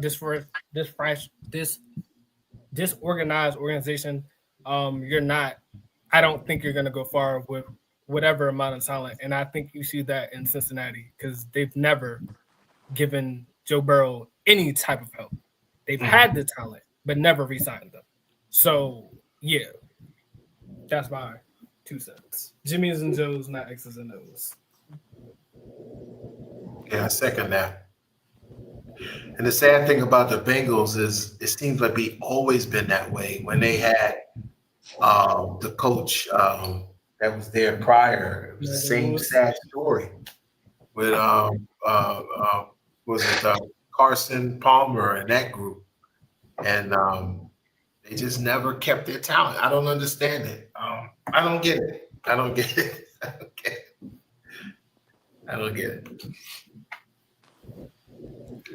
But anyway, guys, I gotta jump off as always, man. I enjoy. Salute to you guys. Hang in there, guys. It's gonna be tough this weekend. So break out the Mountain Dew. Walk some. No, not the food. These guys went through like 2 cases a couple of days. Yeah, we'll buy like 2 cases of soda and go through it all watching the freaking Ravens game. Let's get back and do this again soon. We got to have a recovery podcast. I want to see you guys' faces with the results. Mr. Ron, before you hop off, I got to ask one last question for you. Yes, sir. So is it safe to say that throughout this playoffs, since the Giants are not in, are you rocking with the Ravens to win it all? Part of me says no. I'm not. I'm very a unique person, even though I'm surrounded by Ravens, all sides of me, like Colonel McBragg, Ravens all over me, but at the end of the day, my heart is always with Saquon. I would love to see him get that chip because of the type of guy he is, the stand-up guy he is, outside of sports, very similar, to your character, Tyrus. So I look at Saquon as somebody I want that to happen for because of all he went through. So if you don't get it, then yes, Ravens. There it is. I said it publicly. Now I'm being held to the fire. I love that answer. Yeah. Salute, guys. Love that. Appreciate y'all always. We're gonna wrap it up here. Appreciate you. Thank you, Mr. Ron. But we're gonna wrap it up here. It was a great time having you guys on. Great discussion. You know how we do it, man. You know how we do it here, Fourth and Goal Sports Show. Next time, we moving on to the conference. Next time around, we do another one of these live predictions picks. But we're gonna see how our predictions and picks shake out this week. We gotta really, really see how things shake out. It's gonna be interesting. But I want to thank you guys for hopping on with me and great discussion. You guys have any last words? HCTC, bring my Commanders back to RFK, and Jaden, let's go walk them down. Let's do it again. Welcome down. Ravens just got to play how I know they can play. That's my only problem with this team. I love the Ravens so much. I think they have probably the most talented roster when you go from top to bottom. I love the Ravens, always will. My only problem is, are they going to show up and be the Ravens that I know, or are they going to BS around and read books on the sideline like A.J. Brown? That's all that matters. So we'll see. If they show up, they win. If they don't, Josh Allen's going to walk over. That's all there is to it. For me, you're right, man.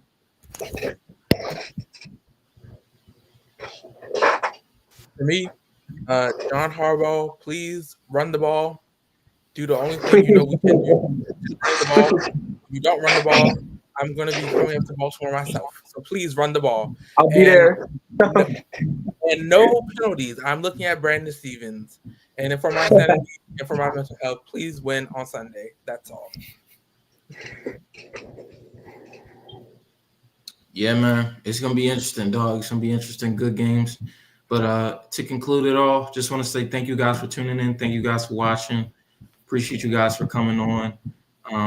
This is the Fourth and Goal Sports Show. Please be sure to like, comment, share, subscribe, as well as follow to the Fourth and Goal Sports Instagram page. All love, all peace. Until next time. Peace.